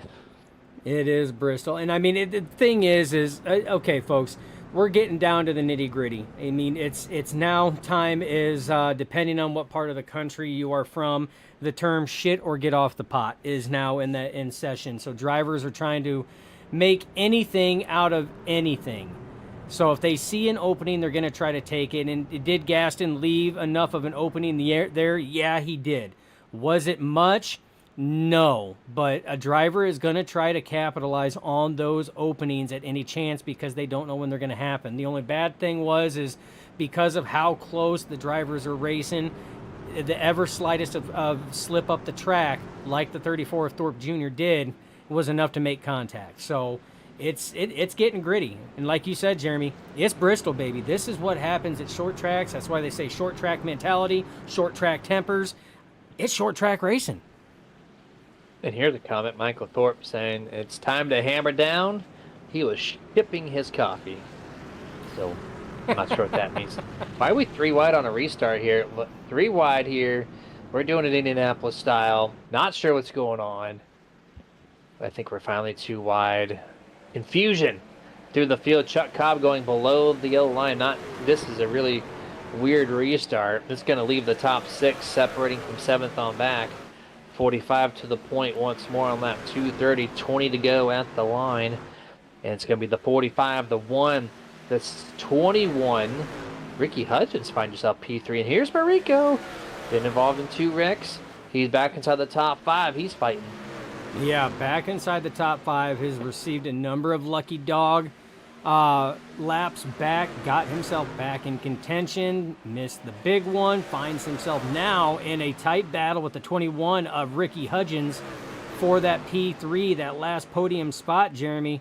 But right now, Ricky Hudgens showing the strength on the top side, and right behind Hudgens is the 99 of McGill. Marinko is not going to gain a position. He's going to lose a position in that interchange there. While the battle up front with the 45 of Honeycutt and the 1 of Mike Hayes still going on. Mike Hayes having trouble figuring out how to get around because Honeycutt is running the same line that Mike Hayes runs, which is forcing Mike to go outside of that situation. We have another caution, Jeremy, on the track. Another. Whoa, right in front of the leaders, too. Whoa. Laser. Count. Count your blessings, sir. Like, he just got split. He got involved in somebody else's wreck, though. It looks like, oh, David Holsey. Oh, my, watch this wreck. This is huge impact here from the 76. Gets loose. And once he makes contact right here, it's going to resend him back up. That's Chuck Cobb. And here you go. Boom. Close-up angle here by Dustin. Getting all the zoom-ins. And then Don Blazer, we're going to have to go back and watch the replay on that one. He just nowhere to go. Trying to slide it in. We got some angles on this wreck. Here we go. Yeah, watching Don Blazer. The wreck is happening in front there. You see Weimer in the wall. EJ Luna. So we're going to have to go back and watch that. Blazer was trying to check up for whatever happened between Weimer and Luna. And that's what got him sideways. And he was a truck that was sitting there in the track when the leaders were coming up. Let's go back and take a look at what happened to the 24 and the 73 when this accident was taking place. 24 goes down to the inside. Oh, I hit the wrong button. See, it happens. I wanted to go slow-mo, Jeremy. Wanted to go slow-mo and hit live. You literally just faked yourself out with that one there. And everybody else, they were anticipating this angle. And you said, oh, you thought you had the dollar. As rear brake bias sets in, at least with the 24 Luna, I thought he was going to be good. And then the truck just kicked so far loose real quick. It almost looked like brake bias had a factor in that one. And then the 11 Don Blazer overcorrects, slams the 24's left rear. Check up now with the 73 as well of Jeff Weimer. And then Gaston. Squeezing it. Man, nowhere to go. Yeah, and the 73 of Weimer and 24 of Luna, those spins were because they were heavy on the brake because of Holsey being shot up the track. That's what they seen in front of them, was Holsey being shot up the track, so they hammered on the brakes to woe it down, and in doing so, threw the balance off in those trucks, and both of them, almost at the same time, lost their rear end sliding through the corner. And there it is there. So we're stacking them up here. 1 to go on this restart. Tyler Honeycutt, Michael Hayes is your front row again for the 3rd time in a row. We're going to be restarting on lap 239. That's going to be 12 laps remaining in this Bristol Motor Speedway race by Global Racing League Truck Series. Pace truck down, throttles at the ready, green flag, green, green, green, green, green. These guys are ready to go once more. Tyler Honeycutt doing the best thing he can, which is clearing himself from Michael as quickly as possible. But now they're reeling him right back in as they get to turn 3 and 4 here. 4 on the top, 2 on the bottom, 45 in the lead. Yeah, 45 of Tyler Honeycutt in the lead. Mike Hayes in tow. Austin McGill back there as well.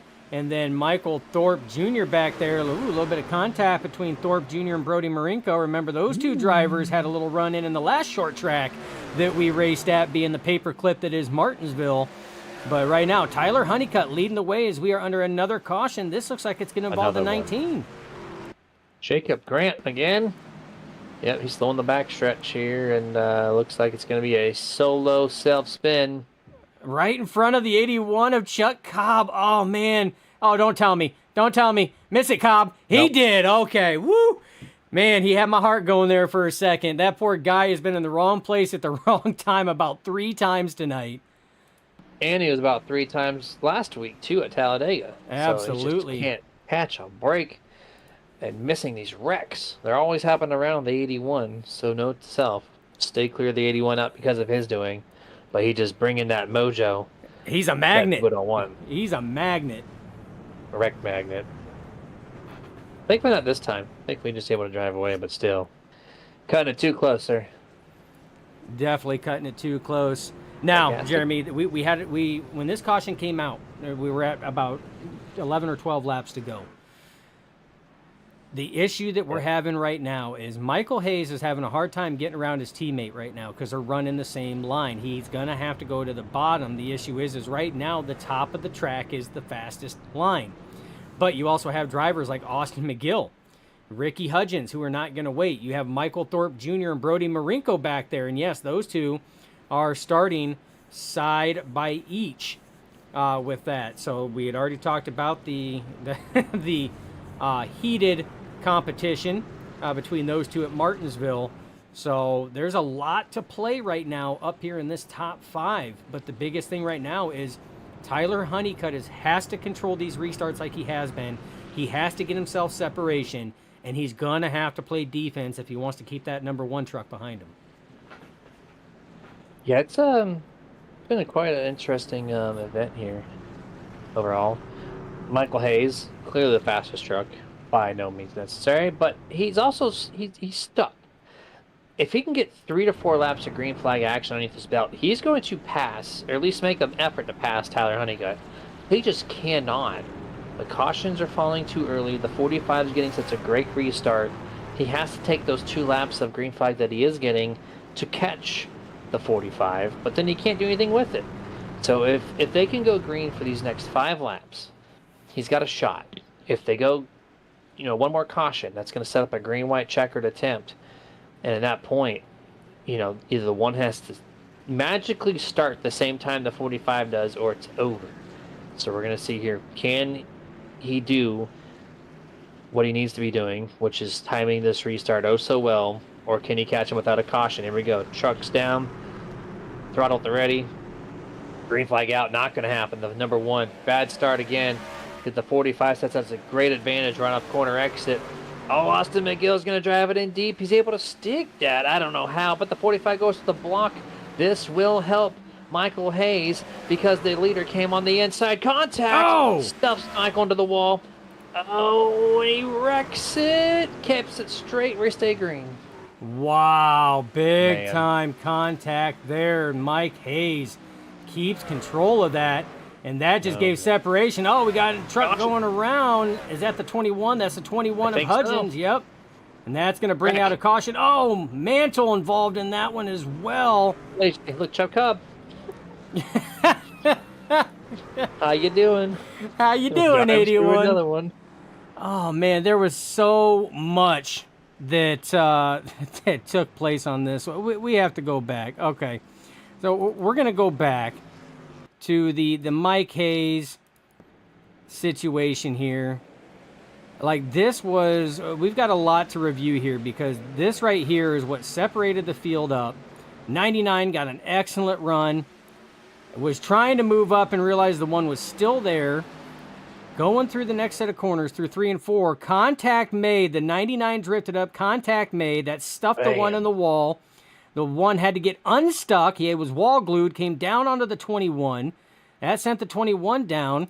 Then we're going to go off into this corner here because that's going to set the 1, and he is going to Fast and Furious Tokyo drift this entire corner with a little bit of wall scrape and somehow save it. That stacks the field up for what happened further back, and that's what we're going to take a look at now. 21 into the wall. You're going to see he's going to lose it going through the corner. Brody Marinko is going to be there. He's going to drive down and around it. So is the 34 Thorpe. 85 of LeBlanc is going to do it. The 21 is going to save it, but it's going to snap back the other way.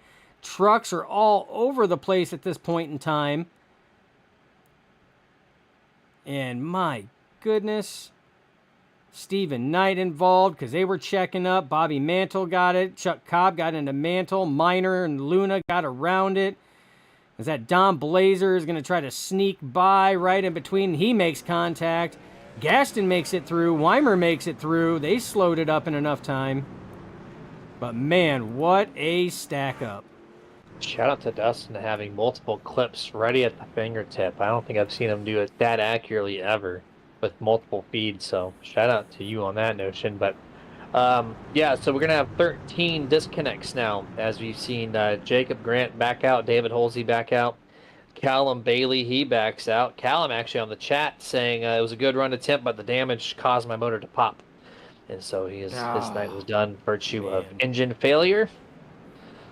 As we're 3 wide still here on the back straightaway trying to sort this thing out.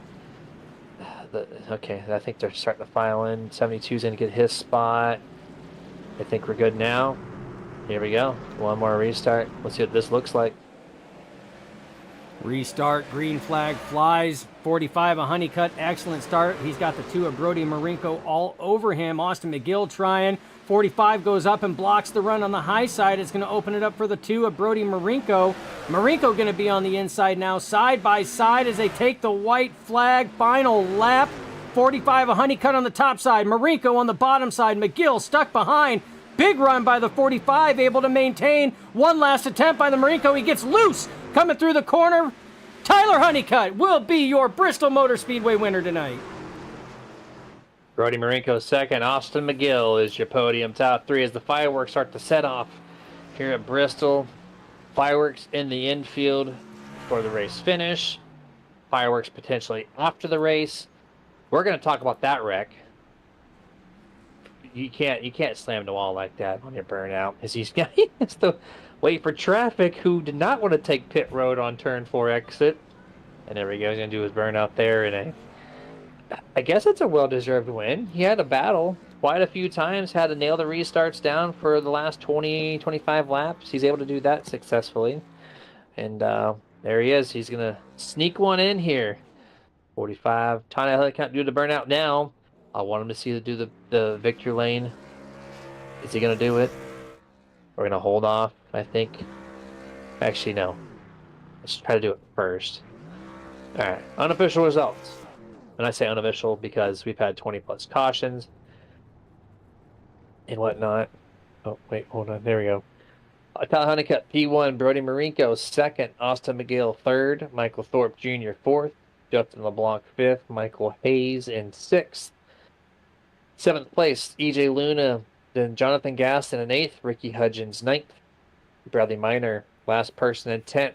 And that's also your first person 1 lap down. 11th on back, Steven Knights, Don Blazier, Jeff Weimer, Jeff Cobb, Bobby Mantle, JJ McCoy, Jacob Grant, David Halsey, Danny White, Callum Bailey, and Callum Bailey on back, all disconnected for damage. So you got Stephen Hayes, Noah Tansman, Anthony Emmert, Matthew Escalera, Jonathan Raymond, Mark Sherwood, Dustin Franklin, Mike Lester, Shane Wheeldon, and Kenny Heath actually did not start this race. And it's your 30 truck lineup here. We're going to get our top 3 stacked up. We're going full screen. I'm going to tell this guy right here to go up Victor Lane since he's still in track, and I'll be right back.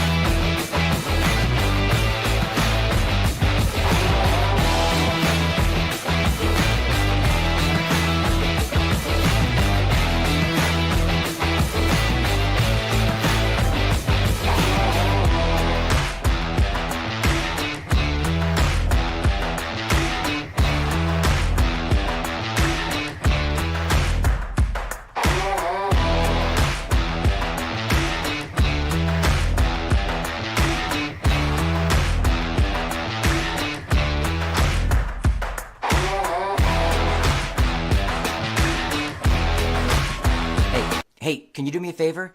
I'm really hungry, but I'm trapped in here, and I dropped my last piece of boozy jerky on the floor. I can't reach it. Would you mind grabbing me a bag of the most tender, flavorful, booze-infused jerky on the planet? I promise I'll pay you back. I mean, I'd eat my piece, but I can't reach it. Oh, actually, I got it. Oh, it's so good. It's so tender, so flavorful. You should really pick yourself up a bag. But if you do, you can't eat it in here. Now, this is my spot. I own this spot. Boozy jerky. The original booze-infused beef jerky with a pair. Now available. 2. And we are post-race show presented by Victory Fuel here. DrinkVictory.com's got us for the post race, and we got our top 3 gathered up. Austin McGill in the 99. We're gonna bring him in here. Austin P3. Congrats, man. Thank you, thank you. Very eventful, chaotic race. Yeah, I'm gonna check the stat book. I think we had 23 at Martinsville, 23 cautions, and this one might tied, if not exceeded. We'll have to check the final numbers. But you, quite eventful yourself. Short run hero for sure. Excellent speed, and in about 20, 25 laps, your truck went from 5th place back to 20th. Was that just like you not expecting a long green flag run right in the middle of this thing, or was something else more going on with your truck? Honestly, I think we kind of just missed the mark with the long run setup. I don't know, I just, after, like you said, 20, 25 laps, it just got super tight. I absolutely burned off my right front and then just couldn't go anywhere. So, um, short run speed was great. Definitely helped that we had caution after caution at the end. Kind of the only reason I was up front, but yeah, long run speed was definitely not great. And then that sets you up here for after that long green flag run. We had a bunch of cautions again, and you with great short run speed was able to get back into the top 5. I know we got to talk about that contact with the number 1 there off of turn 2, I think, or even turn 4. I forget the number, but talk about that. And then how'd you get yourself back into the podium position here? Well, the incident was with the one was definitely my fault. Um, I came over the radio and I apologized to him. Um, yeah, I just got tight running the bottom. I knew the leader was on relatively old tires compared to the rest of us, and thought if I got a good enough jump, I could maybe try to get some clean air and take the lead. So I was pushing pretty hard, and then kind of just forced him up to the wall and almost ruined his race. So I apologize for that. And yeah, cautions kind of just saved me at the end, keep me up front. So I'll take it. That was just one last question. How was passing traffic here? And because you had to go from the back to the front, so how was yourself able to do that so quickly? Is that just picking the right lanes, or did you have some type of tactic to do so? I didn't really have a tactic. I kind of just ripped the top most of the time. Um, yeah, I just had to be careful because I was gonna burn off my right front anyway. So it was difficult, but yeah, I'm just glad I got a podium out of that. Yeah, I would. Yeah, with 20 plus cautions, I think the number was. I would be happy with a top 3 as well. Absolutely. Congrats, man, on a great run overall. P3 tonight. Any shout outs before we let you go? Just want to thank you guys for putting on another good broadcast. It might have been a bit boring with all the cautions, but you guys stuck it out. Thanks to everybody. I mean, 30 drivers on a short track is not something we have very often. I've been running this league for a couple seasons now, so I'm glad we still have the participation, doing pretty well. So thank you. Yeah, great turnout indeed. And we kept ourselves pretty entertained. I think it was a good broadcast overall, even with cautions. So Agreed. you definitely take a look back at that when you can. And all right, man, we're gonna let you go. Have a good rest of your night, and we'll catch you next Sunday, or actually in 2 Sundays, because we're off next week. So enjoy your off week. Thank you. Yes, sir. Now it's Austin McGill there in the 99. Now it's second place turn, Mr. Brody Murico, truck number 2, P number 2, started P2. It's all about the twos tonight for Brody. What's up, man? What up? I guess it is all about the twos, isn't it? I had a pretty bad race. I mean, I'm gonna just give that one to God because I literally didn't do like anything. It was all luck. I mean, I was 3 laps down the entire race, got lucky with the big one. I didn't even see it, so I held it wide open and it worked. And then I got to second and it was almost pretty bad, but luckily Austin didn't wreck me, so I brought it home P2. Everyone had to drive at some point from the back to the front. You happened to do it whenever you wrecked Justin LeBlanc in the 85 off of turn 4. Walk us through that and how were you able to get your truck in position to be back in the top 3? Well, the whole LeBlanc thing, it was just like Bristol's so weird with like it's really tight off corner exit, and then like when you're on the top, it feels like when you're on the bottom looking up at him, it looks like they come down. So I thought he came down on me, but I was like, I'm on probation from 2 weeks ago, so I'm not gonna risk it. I just took it, whatever. And then I honestly just stuck it out and prayed that I was gonna get to Lucky Dogs, and I mean I did. So after that, I just fought my way up to like the top 5-ish. It was really loose, spun myself out, and then I just worked to it, and it worked out.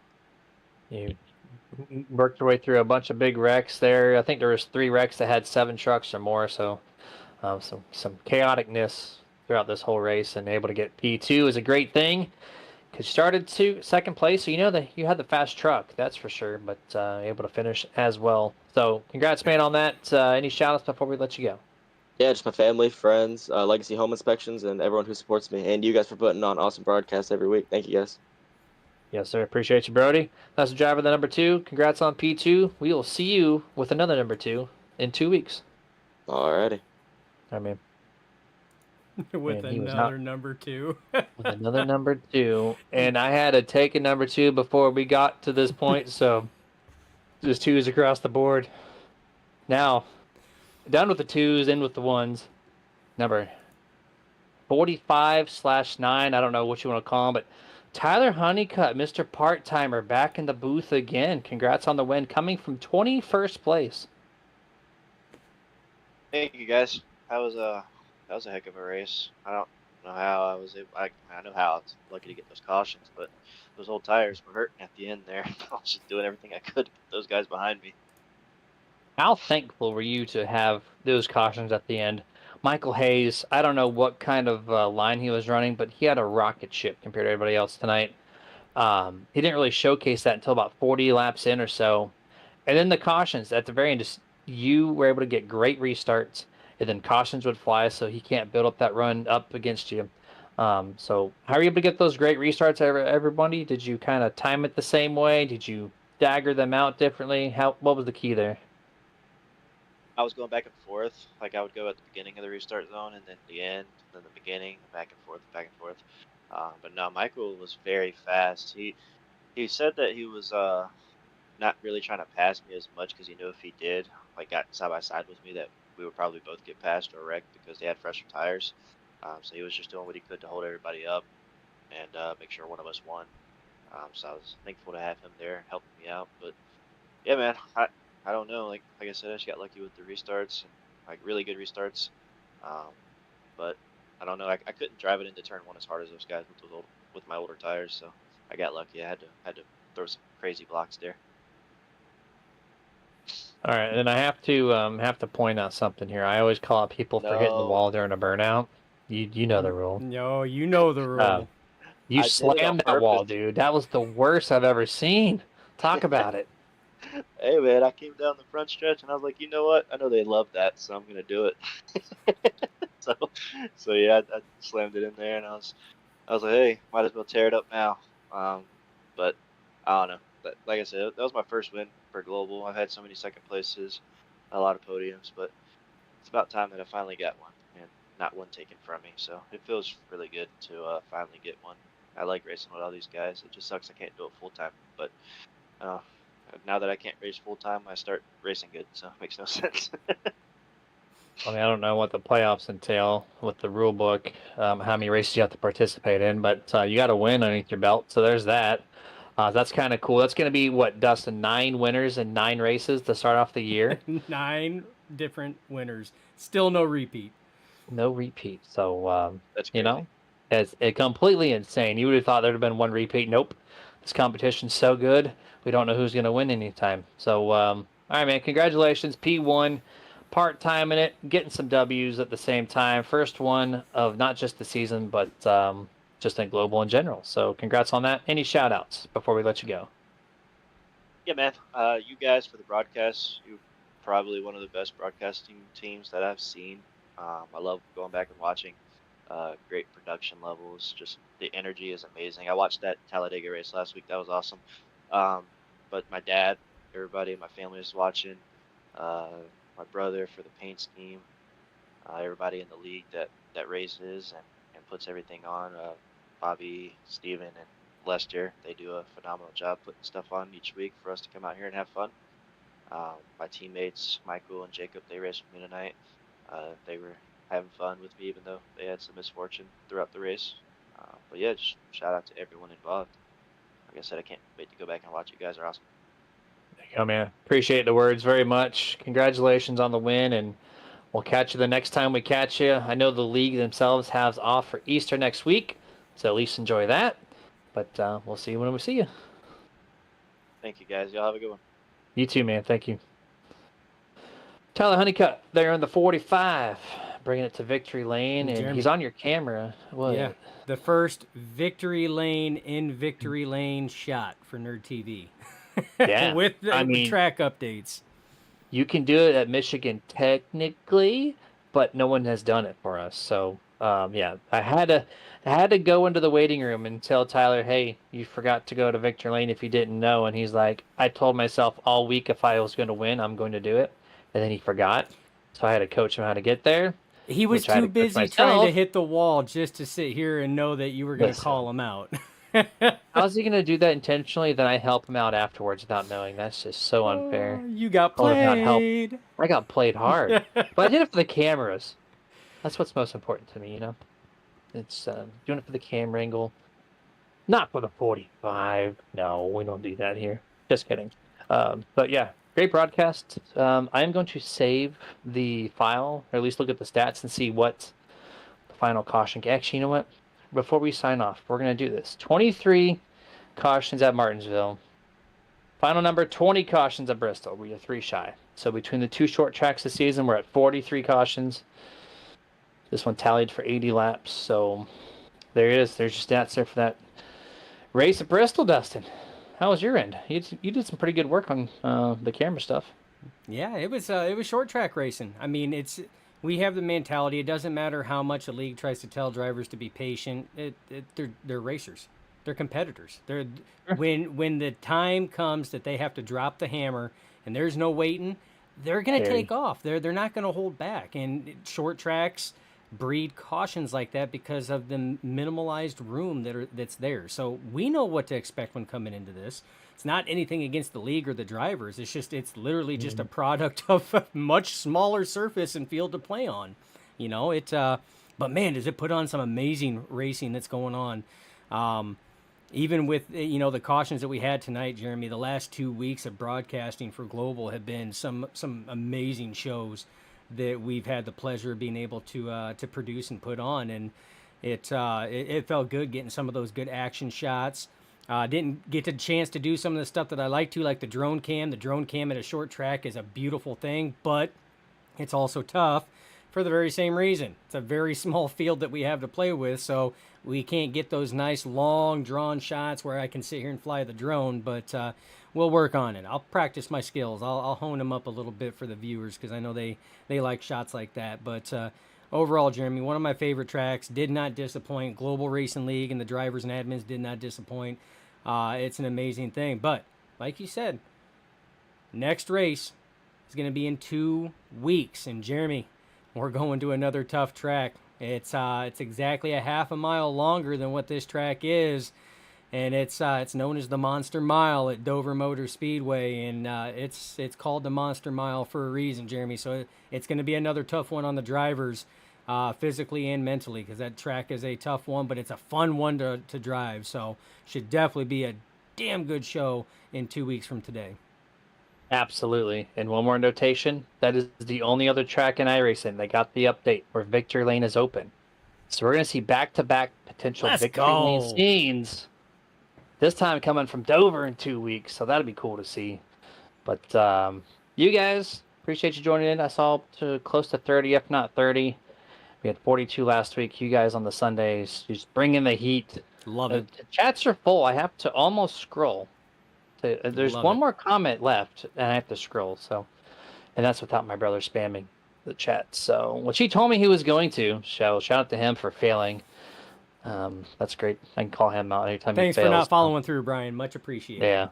Yeah, absolutely. So you guys have a good rest of your night. Stay safe. And, of course, get your nerd on. Dustin, tell him. As always, it's not goodbye. It's just till next time. Stay nerdy.